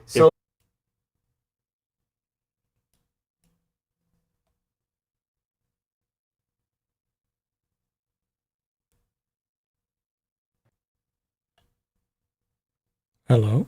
oh, Hi, he's Dan. back? Who dropped? Was it me or you? You, I think. Okay. Are we going to come back? Yeah, there you are. Because if it was us that dropped, you would have kept streaming, right? I thought I kept streaming and just lost you guys. Okay. Cool. Oh, no. All right, have fun. Are We back. we're back? We're back. Okay, cool. That's pretty neat. Hey, guys, what's up? Cool. So apparently the last thing they heard was 0 users. So long story short, yeah, basically by cutting those people off who, in their mind, they were doing a favor to by allowing them to continue to use this service they hadn't even acquired users for free. They were being bros. I don't like how any of this went down. The whole thing is sucky. But that is more bad on the company that sold. Yes, versus the company that actually acquired the VPN. And it adds some nuance to the situation that I felt we should definitely follow up Oh, yeah, on. that's fair. Yeah. All right, cool. This is unrelated to the topic, but if we want to correct things from last week, I have something to correct as well. Oh, what now? I had said, this is important. Okay. I got to come true with the audience here. Come true. Okay. Is that not a phrase? Is that not a saying? So why don't you Is correct there something that close first? to that? Be real. Maybe that's it. Come clean. Come clean. Come That's clean. the one. Come. Yeah. I got to come mean- clean with the audience here. That's not how that works. The cleanup is after.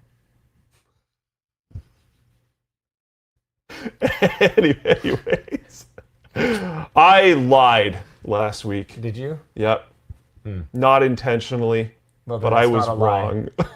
Okay. I know, I was making fun there. Dan, hit his doesn't know thing. Yeah. I said that I had a character in Final Fantasy VI, Oh, and I only thought I did. you thought you had a character. Because I've done some... So you don't have any characters? Are you high? The whole game is that you have tons of characters. No, and I don't even remember their name because I renamed them. Terra. There we go. Terra Branford. Yeah, sure. You. Imperial Magitech. When do they talk about last names? How do you know their last name? Why would I not? I don't think I've ever seen their last name Why do you think it's called in the whole game. Figaro Castle? Okay, yeah, sure, fair. So what do you think Edgar's last that's name not- is, smart guy? Branford's Castle. I just When did they talk about her last name? pathetic. Okay, well, I renamed some They literally characters don't. while I was playing. They literally don't. You Yeah, just okay. have to know the canon. Okay, sure. And it's my favorite game of all time, so I just know things like this. Okay, yeah, don't sure. worry about it. So I had renamed some characters. So when he asked me if I had Terra, I thought I did, but I had a different character. Okay. I did not so have what her yet. character did you even have? I don't... Setzer or something?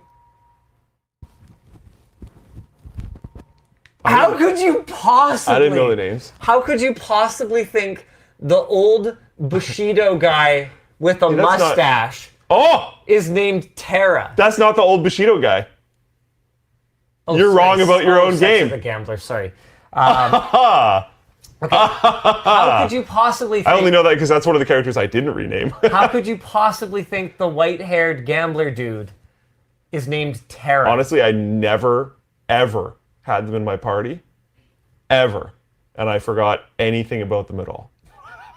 And I had just gotten them. But isn't the iconic opera scene and everything? And like the... What do you mean you just got him? No, you got him in the World of Balance. Oh, no. In the World of Ruin, I had just gotten them. And I never had them in my party ever in World of Balance. I can't believe I just brain farted. I know who Setzer is. Look, before the show started, okay, I had to go back to my room to get my headphones. I literally went up instead of down. And then literally didn't realize it and tried my key card on someone else's room before I went, oh my God, I'm on completely the wrong floor. Just to give you some idea of where my brain is at. But yeah, I have Terra now. Okay. Are you sure? Yeah. Okay. Actually, what in the color's party. her hair? White? I don't know. How can you look at characters for this long and not know what they look like? Are you even playing the game, or are you just having an AI do it? Isn't it like think it should count. pink or something? If he doesn't know what the main When character... you have her go trance, it's definitely like white and pink.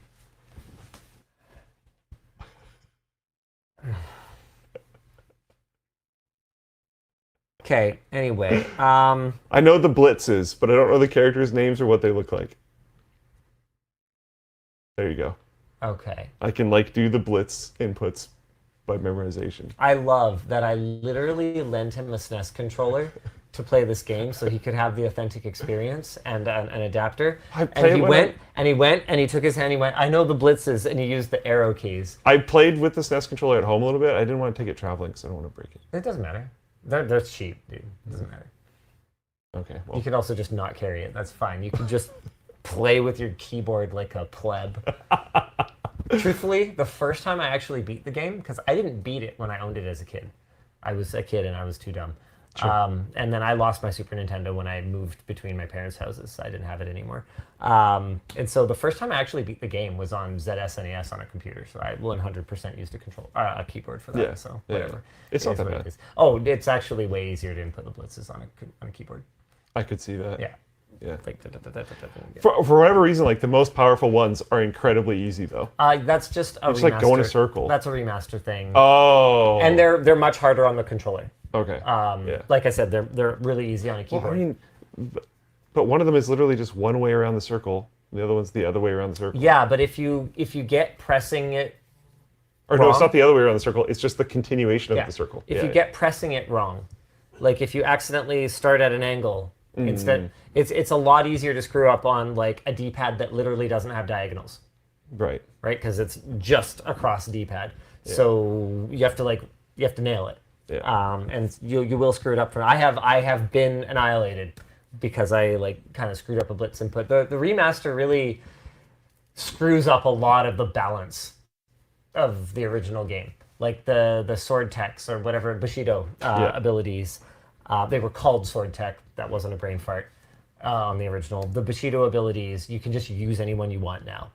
It's like you had to wait before. So if you were playing in the active battle mode, you'd be like getting hit while you waited for him to like queue up Quadra-Slice and stuff. Yeah. So like anyway. I never really run him anyways. He sucks. The weird thing for me right now is I have way harder of a time with like the random encounters than I do with bosses. I wipe bosses like no problem. Often like 2-3 turns in, done. Took very little damage, if nothing.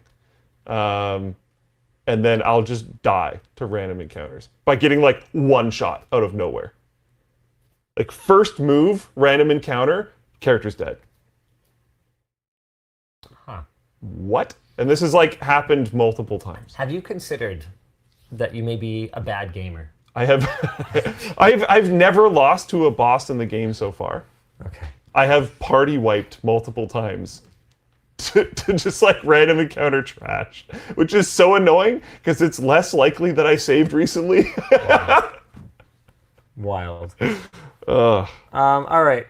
why don't we talk about the other cool thing? In a separate case, the Hanover Administrative Court has confirmed a judgment stating that cookie banners must not be designed to encourage users to consent, and that website operators must offer a clearly visible reject all button on the first level of cookie consent banners if the banner includes an accept all button. That's huge for me. That's I love so that. cool. The judgment came after Lower Saxony's data protection officer demanded a redesign of a media company's cookie banner because it didn't obtain effective, informed, and voluntary consent before setting cookies and processing personal information. The company disagreed and claimed that the Data Protection Authority was not responsible for monitoring legal provisions concerning cookies. The court found that rejecting cookies on the banner in question was much more complicated than accepting them, and that the banner used misleading wording such as optimal user experience and accept and close, while the term consent was completely missing. That's super cool. It's just awesome. Because like sometimes, oh man, there are so many bad cookies. Sometimes there are cookies that do enhance website experiences. Maybe we would be... No, go ahead. Almost never do I care though. And I just reject everything. But it's still, this is so, I love it. Yeah, that's great. I hate that it's only going to be in Germany. Yeah. Yep. But hopefully, you know, these types of things, hopefully they bleed out over time. Yeah, I hope so. I mean, Apple is certainly doing absolutely everything in their power to slow roll any of the antitrust and regulatory stuff that's hit them over the last little bit. Man, Fortnite is back on the App Store. And it's pretty crazy. Our discussion question for this topic is Apple the most childish corporation on the planet? Or does that award go to someone else? Because, wow, have they ever engaged in some like peak level malicious compliance over this whole third-party payment processors on the App Store thing. It's almost like the only reason they ever cared about any of it was so that they wouldn't have to compete and they could take their enormous cut acting as the sole monopolistic payment processor on this platform. I feel like there's gotta be worse ones. This is just the one that's like most in our orbit. It's just hilarious. Yeah. After Apple lost the court case regarding in-app third-party purchases, Epic submitted Fortnite for approval to the App Store. Apple, this is so funny. This is so Apple too. Oh man. Apple refused to either accept or decline the application, leaving it in limbo. Because if they declined it, well then, you know, they'd get in trouble. But like, I don't know, do we have to accept it? I mean, we're looking at it, I don't know. US District Judge Yvonne Gonzalez-Rogers, who by the way is an absolute Chad from everything that I've seen about her. Seems like it. Wrote in an order that Apple has to accept or decline the application. And this is a quote. Apple is fully capable of resolving this issue without further briefing or a hearing. Based. Apple has since accepted the application, and Fortnite is now back on the App Store. Huge. For real, though, actually, like, okay, I feel like I always have to disclaim this, right? Because not a fan of everything Tim Sweeney does, all right? But this genuinely benefits every this was massive. Developer. Yeah. For iOS. I'll also give them a shout. I don't like Fortnite. I think I've played it one time ever and did not enjoy it and never played it again. I mean, in fairness, Fortnite changes a lot, so you might like it more now. I think they're doing probably some less Robloxy type stuff where you can make all kinds of new game modes and stuff. Whatever. Look, cool. Look, the point is. Either way. The point is be open-minded. Okay, try anything twice. It's currently #1 in adventure games on the App Store, and already has over 20,000 ratings, and has been up for like days. So clearly doing pretty well. Yes, Jamesh says yes. Sweeney is doing this for the future of games, which is like his company's future, you know. But I think a lot of it is like personal vendetta. We're just benefiting from it, which is great. It's a huge win for everyone. Yeah. And realistically, he is one of the few company leaders who has the money, and not just the money, but the absolute iron balls to do this. Yeah. Because Apple is a vindictive company. If you step out of line, very NVIDIA-esque. they will never engage with you again. To NVIDIA's credit, they actually do let bygones be bygones eventually. We were blackballed for 2 We'll years see. over the hardware unboxed thing. Yeah, we'll see. And we are officially unblackballed now. We could be blackballed again, but I'm really wondering how much of it was just like clear the field before 5000 series comes out, and then who cares after that? no, I think it was more a specific person who was ass hurt. Yeah. Yeah, that's my We'll see how theory. things go in the next like 6 months. Yeah. I'm reserving judgment until. Yeah. There's been some bad that I don't even think is not super public yet. It's not mine to release. Oh. Yeah. Oh no. Oh yeah. Like real bad. More? Um. Okay, why don't I talk about something good while he types that up? SteamOS moves one step closer to a wider release with a new update. Valve has released SteamOS 3.7.8, which comes with official support for third-party PC handhelds. This is so cool, so you could just go install it on your Ally or your Aya Neo or whatever, along with a bevy of other upgrades. This is the first version of the software to offer an official recovery image with explicit support for installation on devices with AMD hardware, okay, so not just anything just yet, and an NVMe drive, although Valve does specify that it is targeted toward handheld devices and is not final. So you can basically install it on like whatever, as long as you've got AMD hardware and an NVMe drive. There's also explicit installation instructions for the Legion Go and ROG Ally. Is it the year of the Linux desktop actually, though, this time?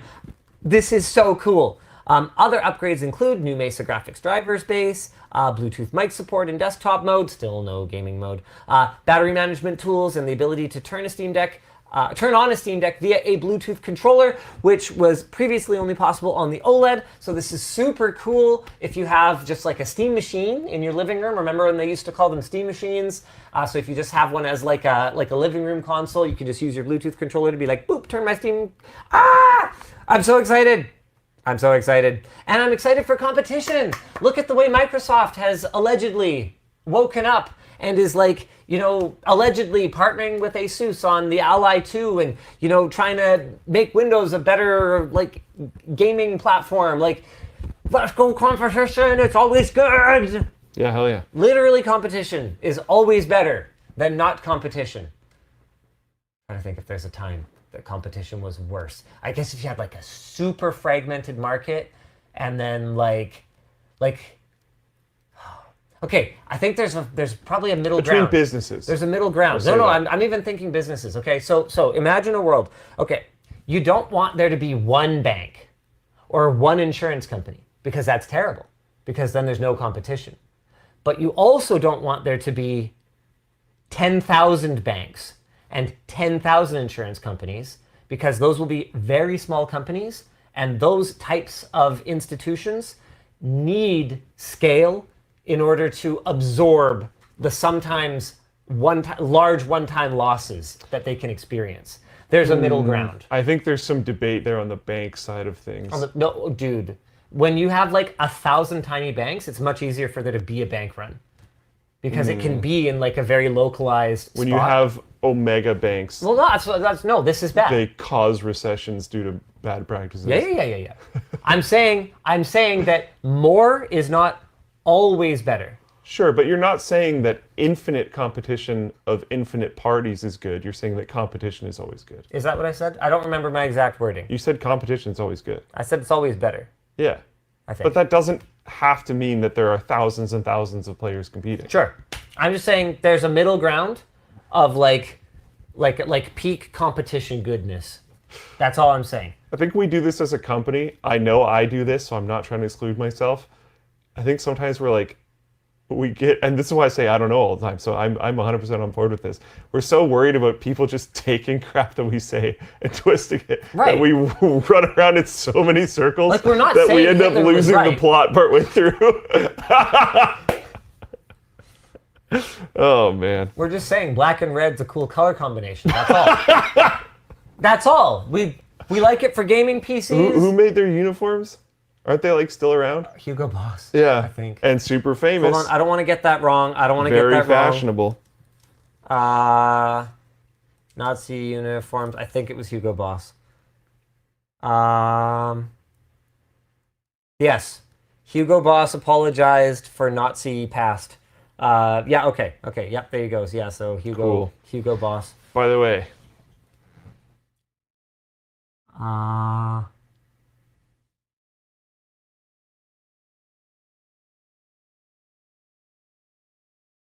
really? yeah, I saw it. Like, there's no belief here. I saw it. He showed me. He's going to deal with it in his own way or whatever. So how can they be actually that stupid? Yeah. I think is the question. But this is my, like, so I don't know, man. We'll see over the next while. When I was digging up all the times that we've criticized NVIDIA in the past, I came across some stuff that I had forgotten about. And one of them was an LMG clip where I basically came out and I was like, I no longer believe they are playing 4D chess. I believe they're idiots. Past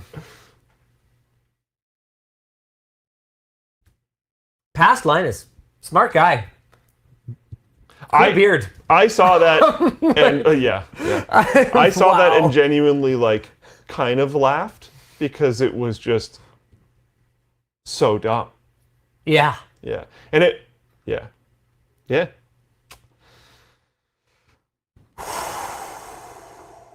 And, like, the timing of it, It's terrible. holy dude. Hey, more good news though. Yeah. Remember that NAS company that I invested in? Yeah. Remember how people were like hating Garbage. on the launch and the comments were all like, this is pointless, no one would ever buy this? If you're excited about this, you should feel bad. Remember how they had a really, really great launch Yep. and lots of people gave them a bunch of money? Want to hear one of the cool things that they are already doing with that money? Yeah. ZFS AnyRaid, sponsored by Eshtek. So that's the NAS company that I made the small investment in. This is so cool. Earlier this week, dude, I have wanted to talk about this so hard because I have known for a while, because they basically immediately, when their first couple days of sales were bonkers, they were like, oh my God. Let's do something. We There's have opportunity now. There's stuff that we had on the roadmap for like the future that we could just immediately start fixing, because there's these projects that are just like super cool but just not funded, so people can't work on them, and we could just do this cool stuff, dude. Oh, I've wanted to talk about this basically since they freaking went out from cover, whatever blue cover, whatever it's called, when like when like a startup stops being unstealth mode, whatever. There's a term for it. Doesn't matter. Yeah. The point is, earlier this week, Eshtek, the creators of HexOS investment disclosure, introduced to the world ZFS AnyRaid, developed by Clara Inc., sponsored by Eshtek. ZFS AnyRaid will introduce two new pool layouts, AnyRaid Mirror and AnyRaid Z1. AnyRaid Mirror will be available first and will ensure that all data will be written to two different disks in pools of more than two disks of differing sizes. So this is a little bit out of order, but the point is you can RAID disks in ZFS, so RAID Z, not like hardware RAID, like software RAID Z, like ZFS. So you can create pools with differing disks, and you were always able to do that, but there would be a huge loss in total capacity. You would basically go lowest common denominator. So if I had a 10 terabyte drive and a 2 terabyte drive, and I RAID Z1'd them or whatever. No, I think technically RAID Z1 is not a mirror, even though it like kind of operates like a mirror if you just have two drives. Don't worry about it. The point is, if I used them, I would get a total of 4 terabytes of usable capacity out of my 12 terabytes. That's not a great experience. No. So AnyRaid Z1 will take the same concept and features as ZFS RAID Z1, so where you can lose any one drive, and it will add support for mixed drive sizes. This is so cool. So how much space can we gain? Here's some examples, okay? We have a pool with a 4 terabyte drive, a 6 terabyte drive, and an 8 terabyte drive. Okay, so this is some mix and match here. All right. Okay, check this out. Oh wait, I can't screen share. Dan, can you show them the table? On it. So in mirror, so this is a traditional mirror. I can't see that, Andy. In a traditional mirror, we would get 10 terabytes only out of our total, what is this, 12 plus 8, 20, out of our 24 terabytes. That is an awful amount of storage to give up to parity. Okay? In new AnyRaid mirror, we get 12 terabytes. Okay, that's not a lot more. But you can see on our table that Dan maybe has on the thing, I can't tell. You can see on our table that if we add a 4 terabyte drive, we actually get half of the capacity, whereas with the old mirror, there would be no change. Okay, so a little bit exciting. Here's where things get really cool. In RAID Z1 versus AnyRaid Z1, our pool capacity goes from literally half, okay, 12 terabytes, to 16 terabytes out of our initial 24. And then if we add 4 terabytes, we get 2.5 terabytes instead of, okay, actually that works out a little bit better on the other one. The point is more. The point is more. When is it coming? Eshtek says they won't even say soon, but they will keep the community updated as the project progresses and hits key milestones. I am pretty excited. Getting more of your usable space very cool. out of mishmash of drives is a very consumer-friendly feature that has pretty much no benefit whatsoever to enterprise customers who are just always using matching drives, which is why this has never been worked on. And just like how a lot of people were like, oh, like as a home lab enthusiast, this isn't necessarily something that I would want. Sure. Cool. This caters to not necessarily home lab enthusiasts as well, where it's like, this is just what I've got, and I want to make something out of it. Yeah. So this is, in my opinion, this is a very like informed thing for them to back early. Super cool. I think it makes a lot of sense. Super cool. It's for people who are just, building their first jellyfin server. You Yeah. know, who are I've got some dabbling. old desktops that Yeah. have been in the garage for a few years that have Yeah. some drives in it. Let me throw these in here and do what I can. Super excited for this, Sick. dude. And I'm super excited to see them taking that initial money that they got from their like alpha, hey, trust us, we're gonna do cool stuff with this like launch, and then actually doing cool stuff with it. Just because I'm starting to see this already, no, we are not saying that nothing else can do this. No, but ZFS, this was not a feature of ZFS. And so that's what's really exciting, is you get all the ZFS goodness, but also mix and match. It's just awesome. Awesome. Yes, I know Drobo existed ages ago. That's not the point. The point is And there's, other ones. ZFS. One thing, we have until your cutoff that you defined, 18 minutes. We have until your face, 18 minutes. I'm good whenever. I'm already checked out of the hotel. Nerd. Yeah. And I was on time. We can go a little longer. We'll go a little longer. All right. We'll do our best. Okay. We'll do our best. We always do our best. Hey, do you wanna go through the Computex roundup from someone known at Computex? Apparently, it's supposed to be wacky stuff. So Dan, do you want to just like pop them up on screen and sync with us? We'll go through in order. Yeah, depends how It's at fast the you top are. of the dock, Dan. All right. So I'm going to click the first one. It's a Pulsar X Noctua mouse. Okay, 100%. I saw this and just thought someone was trolling with like AI models. I didn't think this was real. Oh yeah, What? I saw it in person. It's real. Are they actually going to like sell these? Or What was part, it what part of real do you not understand, sir? that ThermalTake oil case thing? Yeah. They've had a dramatically different iteration of it every year. I don't know if that's ever going to be for sale. I love going and seeing what they're currently doing. I don't know if they're ever going to sell it. We'll see. It weighs about 20 grams more than the regular. I forget what model of mouse this is. Feinman or something like that. Hold on. Yeah, the Feinman mouse. The weight distribution felt a little different to me as well. It's got a fan in it, right? Yeah. Yeah. Yeah. So it's probably gonna, feel a little bit I different. definitely had some ideas for a V2. Right now the fan is just on. And I was like, oh, well, it'd be kind of cool if it had like a moisture sensor so that it only turns on if your hands are actually sweaty. Because sometimes I'm a pretty warm boy, but other times, in the middle of the night in particular, I get to be a pretty cold boy. Can you PWM it? Basically, you know those like the single button that just cycles through mouse sensitivities? It may be controllable. I'm not sure. I actually didn't look. It is controllable. Okay, so it's controllable, but it's always on. Yeah. Okay. Anyway, it's pretty cool. It's pretty light. It's like 60-something grams. It's not bad considering. Yeah, pretty cool. Okay, next up. 3,000 watt PSUs. More than one brand was showing off power supplies that were 3,000 watts or more. Basically, AI. All right, let's move on. InWin unveiled whatever this is. Yeah. They say this case is trophy-inspired. It is over 1 meter tall and will support full-size 50 series GPUs. I should certainly hope so.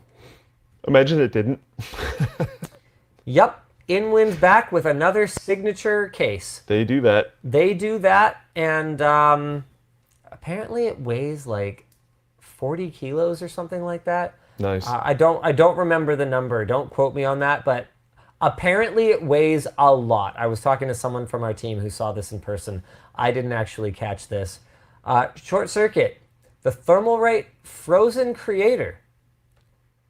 Okay, this actually looks extremely legit. Dude, AMD Strix Halo is, I swear, the coolest CPU in the last, 10 years. I can't think of anything cooler in that time frame. Yeah. I get Apple's M Silicon. It's really cool. But like on the PC space. On the PC side, dude. I interpreted it that way. It is so cool. Like that is a gaming PC in Alex's hands that is capable of like playing Black Myth Wukong. Yeah. And the fact that Thermalright is getting into PCs, I mean, obviously they know the cooling for PCs, so like, why not? But this looks awesome. I don't know, I guess investment disclosure, since Framework also makes a Strix Halo thing. Oh, okay. But like, that's sure. Okay, I don't know the right way to handle this because that seems dumb. Like, why am I bringing up Framework if all I'm saying is that something else looks awesome? No, it's good. Well, yeah, it's good for Framework, but is that actually good for the audience? I'm not 100% sure. Probably not. But it's good for Framework, and it's the law. Got him. I love it. You legally have to advertise for Framework. I think that's hilarious. I genuinely think that's very funny. Like, I that is thoroughly entertaining to me. In other news, hey, do you need a monitor on your CPU cooler? Because there's a lot of them. Wait, is this real? The first one's not real. I don't think so. It looks like a tablet. Is this real? Is the Xigmatek one real? Do you know, Dan? No idea. It slots into the Xigmatek pump by sliding into what looks like an alien's shoulder socket. Okay, apparently it's real. I did not catch this. That is something. That makes Cooler Masters and ThermalTakes look downright reasonable. Lee & Lee also has a curved display on their AIO. Check this out. I don't. Hey, sequel to the all-screen PC. Let's go. I guess. Let's go. I think I don't know. I don't want to be too negative after spending a significant part of the show talking about how we need to be more positive. But stuff like that makes me feel like we're running out of ideas. I mean, maybe it's just not for me. Didn't all of Computex kind of feel like we're running out of ideas this year? It sure did. Noctua's booth was super cool. Their evaporative thermosiphon cooler. If it performs anywhere near like what they think they can achieve, it will be a remarkable piece of kit at a astronomical price, probably. So like there's some innovation there.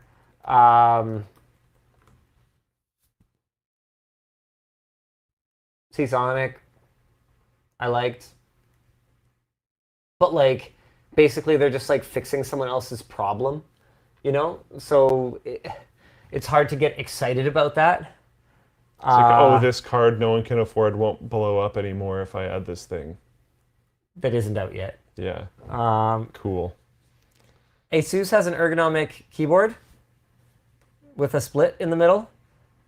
Okay. That is not an ergonomic keyboard. That is just a keyboard that separates in the middle. But I think people do still categorize that as ergonomic. Really? Because of your shoulder rotation. Okay. Yeah. All right. So it's not ergonomic in all ways, but it's ergonomic for your shoulder rotation. Keyboards like this have existed for a long time. There was many of them at the show. I'll allow it. The Silverstone retro case is legitimately cool. Okay, this was actually cool, but it's not a new idea. That's for sure. Specifically an old one. It looks sick though. I genuinely really like it. Yeah. And unlike the first gen one, it gave more thought to like cooling and putting modern hardware in it and stuff. Cool. Yeah. Like you can really put a top of the line gaming machine in this and build a sleeper without doing any of the actual like fabrication work of building a sleeper. This looks amazing. I wonder if this would be a theft deterrent. Like if you did up your setup, like retro style, and put like if you like 3D printed like a bigger bezel on your monitor, and like used like beige keycaps on like a sick mechanical keyboard, and like if you did it up, would anybody steal it? Okay, hold on a second.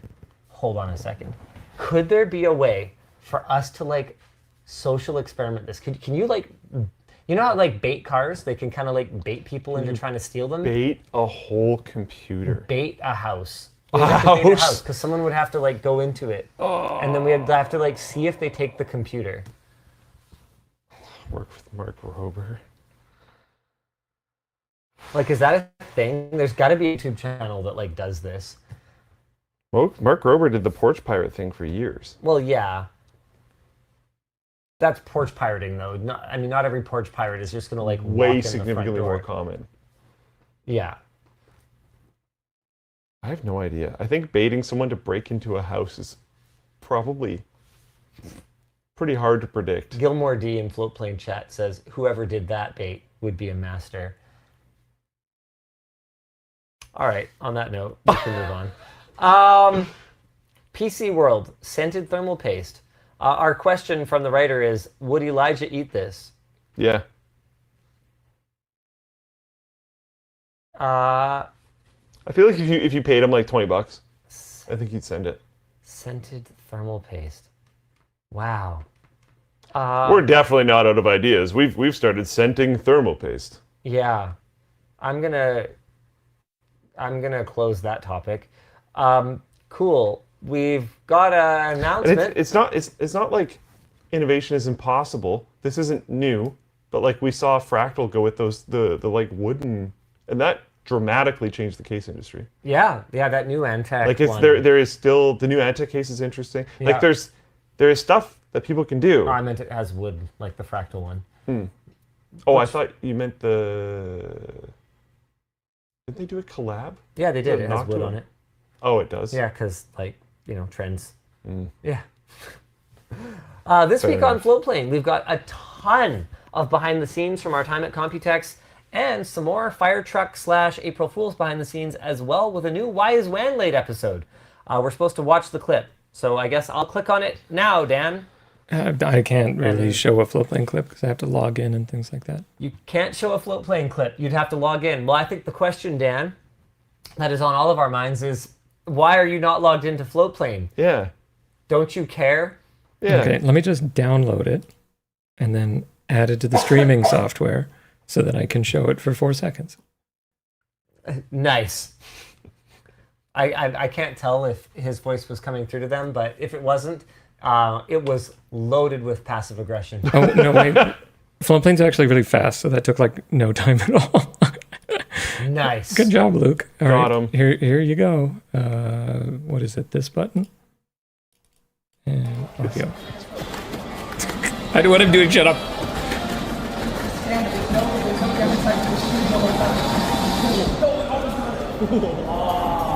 You got 0. Oh, I got 0. All right. Cool. I love that it works. Yeah. That's so cool. That's pretty cool. We will also have Secret Shopper Part 4, the finale, which will be available next week, up early on Floatplane, so go check it out. And then we have a final ROG Rig Reboot reminder. There are only a couple of days left to get your submissions in for ROG Rig Reboot. We're picking 3 winners, 2 from North America, 1 international, to be flown to our studio to build a PC with me on camera. You just got to submit a video showing us why you need a Rig Reboot. Whether your system's unable to keep up with your workflow, or you can't run demanding games, or it's just absolutely cooked, we need all the deets. This is a competition that rewards creativity and originality, so make sure your video is unique and not like a past submission. Yes, we will know. 30 to 59 seconds, show us your current setup, tell us why we should pick you, and again, be creative. Submissions are open until 4:45 p.m. Pacific time, Sunday, May the 25th, and Dan is going to post the submission link in all of the various chats. Merch messages?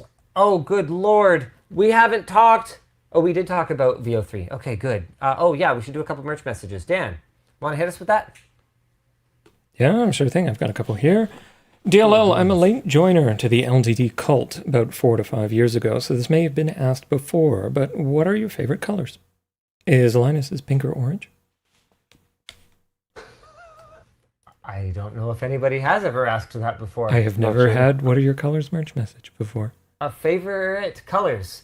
I don't know, maybe like a cool bluey green. It depends. There's certain things that I like some colors, and there's certain things that I like other colors. I'm painting my bike pink. Well, I'm trying to paint my bike pink. Attempting.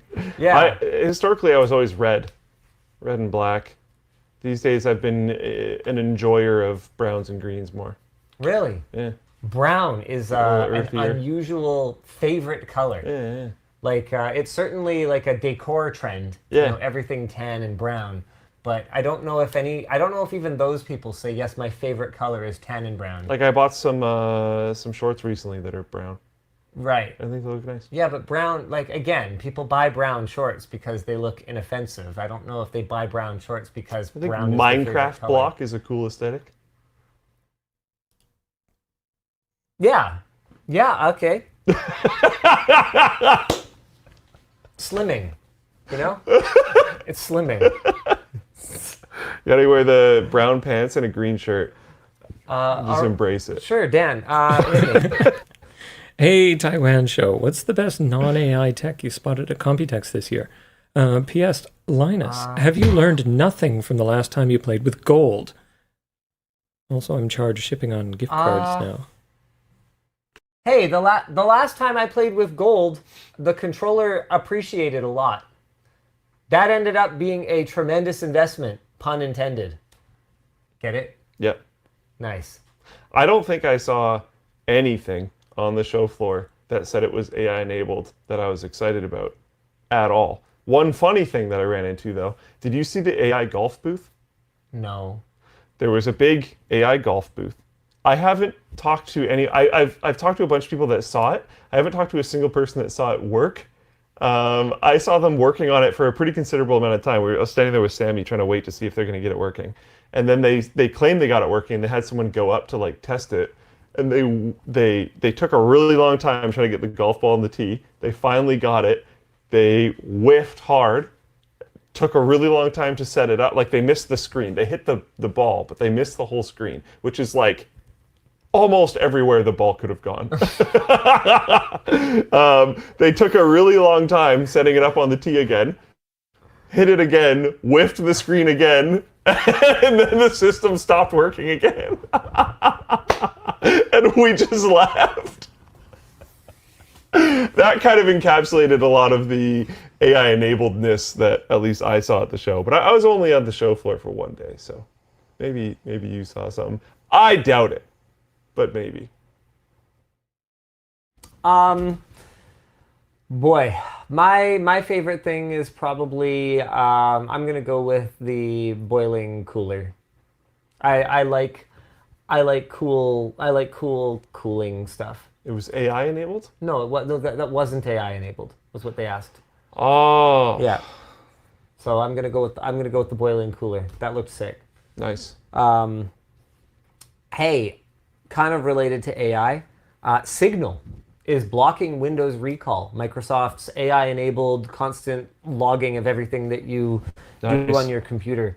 Signal Messenger is warning users that the privacy of their communications is being threatened by Windows recall. Microsoft's AI tool that will screenshot, index, and store pretty much everything a user does every few seconds. They have updated Signal for Windows to, by default, block the ability of Windows to screenshot the app. Signal's move reduces the possibility of recall indexing private messages, but doesn't eliminate it because users can change the setting within the desktop app, for example, if they want to make use of accessibility tools like screen readers. Signal officials note that Microsoft has made many adjustments to recall in response to critical feedback over the last year, but recall still places any content displayed within privacy-protected apps like Signal at risk. We've actually got a video coming up about recall. We kind of totally on purpose have a laptop from back when recall was first announced that we did the haxering to make it work even though it wasn't an AI enough laptop. And we left it disconnected completely from the internet as a time capsule of Windows recall when it was first launched. And we take that out of the mothballs and a brand new Windows recall laptop and show the differences in behavior. How they log, how it's encrypted or not encrypted, and interesting. It's a really cool video. Yeah, that's cool. That we totally on purpose definitely kept that laptop disconnected from the internet for a year. Nice. Happy accidents. Happy accident. Yeah, no, we just a lot of recipes are made. We were originally planning to make a video about recall, and then Microsoft bailed on the launch. And so we were like, oh, okay, well, we can't really make this video, so we just They're not even releasing it. Yeah, so it was written. Yeah. But we just put everything away. And so it ended up working out. So we'll do the video now. Our discussion question is anyone excited about recall? No. Really Anyone. incredibly draconian IT teams. Cool. Yeah, but they already have tools like that. So it's not even Microsoft's just reinventing the wheel from that perspective. Well, maybe they could save money on their tools that they have that already do that, because you're right. Man, floatplane chat is hilarious. Any excuse to mention that you use Firefox. Every single floatplane user uses Firefox. I know that. I know that this is just fact. It's it's a law of the universe. Yeah. Even the ones that use Chrome. This is super cool. They still use Firefox. Coach, a small French company, sells a product called Infinite Battery, which allows users to swap individual cells inside in order to have the battery last longer. The company explains that most e-bike batteries are made up of collections of 18650 cells, which are wired together in series and parallel, and often an e-bike's battery will fail and stop working, even if only a small handful of these individual cells stop working. The product is a fireproof casing and some documentation that allows users to swap in fresh cells with only a screwdriver. It also has a built-in battery monitoring and other stats that can be seen through your phone and is currently compatible with about 90% of existing e-bike brands. This is super cool. That's awesome. Yeah, we did a video, man, this was years ago at this point, where the title is "This Should Be Illegal, Battery Repair Blocking." And it was when I discovered that not only will brands not enable you to replace the cells in your battery pack, but some of them will actively block you from doing it by detecting a change in voltage at the BMS and then self-destructing if at any point that voltage goes outside of certain parameters. And this was back when Colin was working here. He told me that apparently some of them are so bad that not only will they self-destruct if it like goes to 0, but they will self-destruct if you charge them, and it's like, it suspiciously charges like too much more better. You must have changed the cells in here. And they'll turn off. Just go to sleep forever. That is brutal. I still believe everything that I said back then. That should be illegal. And I think that this e-bike company sounds super cool. Yeah, that's awesome. There's some Microsoft announcements from Build 2025. Microsoft has made their Windows subsystem for Linux, LSX, open source with the code up on GitHub now. LSX allows Windows to natively run ELF executables and implement Linux syscalls inside the Windows kernel. Very cool. Microsoft is also adding Model Context Protocol support in Windows 11 for tighter integration with AI. All right. From an official statement, the MCP platform on Windows will offer a standardized framework for AI agents to connect with native Windows apps, which can expose specific functionality to augment the skills and capabilities of those agents on Windows 11 PCs. Okay. And finally, Microsoft has announced the newest web syndication standards, NLWeb, designed to make it easier for AI to crawl the internet and add tighter AI integration into web pages. Cool. Hooray.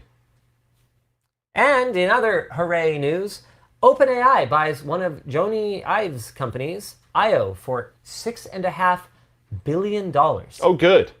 I'm happy they had that much money. I was reading an article about this acquisition that highlighted products that the ex-design chief at Apple was working on with his like love from or IO company, like whatever it is that he's doing. Sure. And one of, I think, 2 projects that they highlighted was that he's designing his company's headquarters.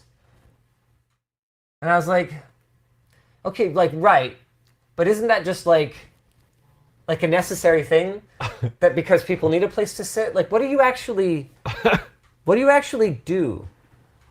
I'm 100% not sure, and maybe I'm missing something here, but I haven't seen anything that Love From or IO have done that are worth $6.5 billion. Like, can we contextualize this at all?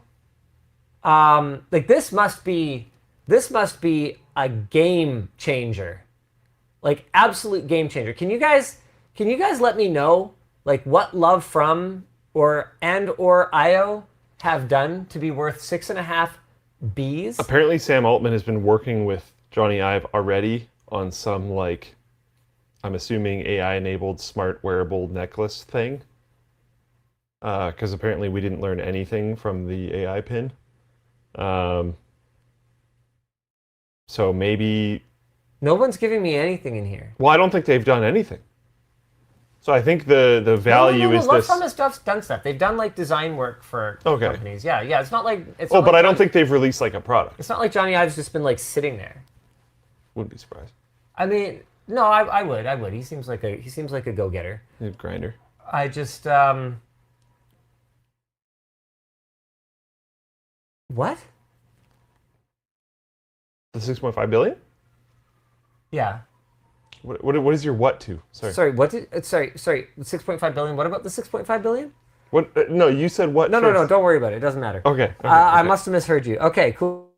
I think it's the whatever... They've already been working together behind closed doors on a device. Sure, but for $6.5 billion. Oh, yeah.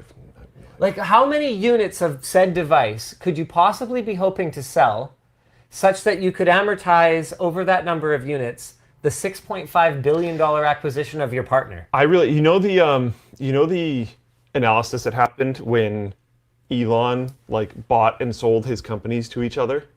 Yeah. And people were like, oh, it's because he's like effectively moving money around so that he has more stock control of a higher percentage of whatever, blah, blah, blah.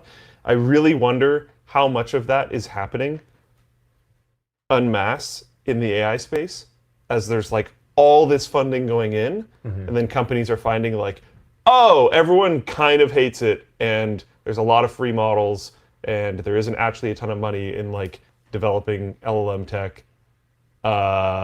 Let's just like buy companies and do this other stuff to like move the money around. I mean, I guess. Well, hey, congratulations, Jony. That's a lot more money than you would have made hanging around at Apple. So, yeah, good job. Yeah, sure. Unless it's just moving money around. Which I like really feel like it might be. There's all these rumors about OpenAI and Microsoft kind of breaking up, and I don't know the last thing that OpenAI did that was big in the news that wasn't drama compared to other companies that are like pushing big models and arguably more effective models than OpenAI's models, many of which are just open source, which just like largely removes the need for them to exist. I don't know. It's an interesting field for OpenAI right now, but yeah. Our discussion question, which I actually do want to discuss for a bit, is let's say this isn't a necklace. Let's just speculate that it's not a necklace. What wearable AI tech can you think of that would actually be something you would consider buying? Because I have felt a little left behind by current hardware trends. I don't want smart glasses, at least not in their current form. I don't know how many people do. Well, some people do. I mean, Meta's selling some glasses. I don't use, actually don't even, this is not a Copilot enabled PC. I don't even have a Copilot button. This one isn't either. Yes, it is. It's right there. Ah! Okay, so you're clearly in the same situation as me. Oh my god, it does do something when I press it. Well, course. I'll have to kill that. I'll find a way. Yeah, it's not, okay, it doesn't, okay, the point is, I have used Copilot enabled PCs and have only ever pressed the button by accident. I don't I've never even pressed it by accident. I don't use AI. I didn't know it was there. I blocked it out like you blocking out ads. Nice. But people are like, I don't really use it as part of my workflow. Like I'll occasionally fire up, ChatGPT or whatever to like when I was brainstorming names for Smash Champs, I was like, oh okay, yeah, what would you call a badminton center? I ultimately went with something that was different from anything that I spit out. But use it as a sounding board. Yeah, I used it as a sounding board, but like I will never rely on it. I shouldn't say will never. I don't mean that future looking. Maybe someday I will rely on it, but I never rely on it. Not the intention right now. And so I just feel like all the new products that are coming out are like not for me. I like to write things myself. I don't want to wear smart glasses, and I'm just like, can I just have like earpods?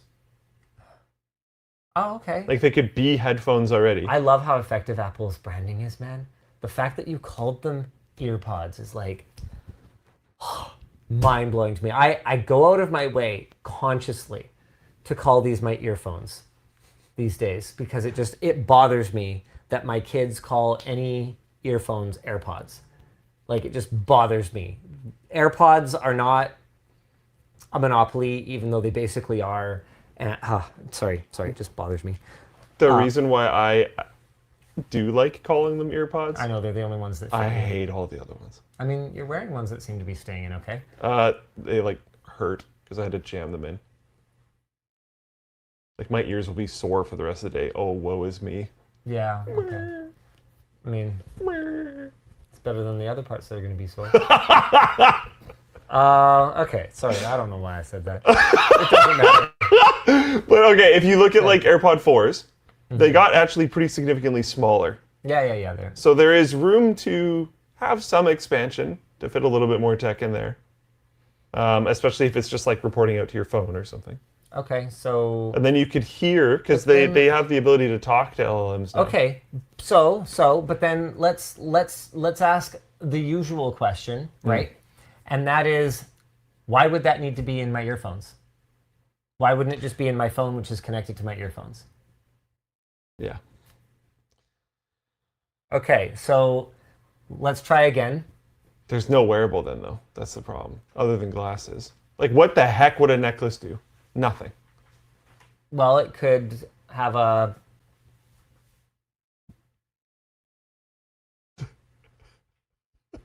camera on it. You laugh, but it's basically that stupid Google thing. Do you remember that Google no. like camera that would take pictures with AI at like the right times or whatever? Everyone's like completely forgotten about this. I bring it up every once in a while. It's so bad. Nice. Do you guys remember what that stupid thing was called, chat? You're like pretty hyper out of time. I can help you go pack up your room if you want. Sure. What else do we need to get through? We got a couple merch There's messages. one more really important thing. Okay. Two brave souls are... Clip says, hold on. Yeah, hold on. Google Clip. I think that's it. Or wait, was Google Clip software? Google, I don't remember this at all. Clip-on camera device designed by Google. 2.5 stars from The Verge. Nice. I think that might have been it. Anyway, hold on. You're going to like this. Two brave souls are fighting to preserve the lost art of GPU boxes. Oh. Okay, check this out. Look at this. It's like a table book. Oh, that's cool. They went around. Look at what we had. They went around, man. I knew you were going to like this. Oh. And painstakingly captured cool GPU box art from back in the day and just made like a table book of it. And look how, like, this is a crazy card. And how, like, normie and plain that looks. Yeah. Compared to all this stuff. Look at this. This is so awesome. Dan, are you getting this on screen at all? I sure hope so. Dan? Overclocked. Yes, I can see it. An Archive of Graphics Card Box Art is a new book showcasing the most radical GPU box art from the bygone era of bombastic branding and is being released by publisher Lock Books on May 31st. Curated by Mike McCabe and Sam Bailey, it will feature over 300 retail boxes from the late 1990s through to the early 2010s, plus over 50 GPU print ads from the golden age of gaming magazines. That's all. That's cool. I like it. Let's do a couple more messages. Sorry? We should get one for the office. I'd be down. All right, a couple left here. Hi, DLL recently upgraded PC after years. Why in 2025 does it seem like Windows unable to migrate apps and settings seamlessly? For example, Android iOS upgrades do. Resetting up apps, Explorer, pinned items is still so manual. That's a good question. I mean, I actually find the process pretty darn manual on Android and iOS as well. Windows? Really? Sometimes if you they upgrade Windows? Isn't it pretty seamless? Or do they mean moving I think they mean device? like a fresh install. That's what it sounds like to me. Like when you Yeah, upgrade your migration. system. And like, I guess for me, I would say there's a really, really fine line between carrying forward settings that will be helpful to the user and carrying forward crud that might have been like bunging up your previous Windows install or your previous app install. Yeah. So I just don't know. I don't know how you'd fix that without making a lot of other things worse. Yeah. And you might say, okay, yeah, but I'm the user. I could decide what I prefer. But a lot of users would probably use this convenient option and then have their system be bunged and then blame Microsoft for it. So I can see why a fresh install is a fresh install. I get it. Last I've got for you today. Linus, have your badminton friends over there reacted to Smash Champs yet? Yeah. I had told them last year that it was coming, so pretty much everyone. I showed them some of the pictures on like Google Maps and stuff like that, and they're mostly like, "What, really?" I'm like, "Yeah. I mean, I told you I was doing this." They're like, "Yeah, but like, it looks really good." Thanks. Got him. Appreciate that. Yeah, it's been good. I got together with most of my like badminton crew this year. I played every day. I'm dying. I think one of my toenails on my left foot is probably going to fall off. Dang. My tennis elbow is... Back full force? No, but it's... I have like no grip strength right now from just like using it hard all week. I think I lost about 6 pounds. I've got little man doing 5 different things for his forearms. Oh, really? Yeah. 5 different things. I mean, at his age, there's probably a 6th, but That's that's on his own. yeah. And I guess we'll see you again next week. Same bad time, same bad channel. Bye.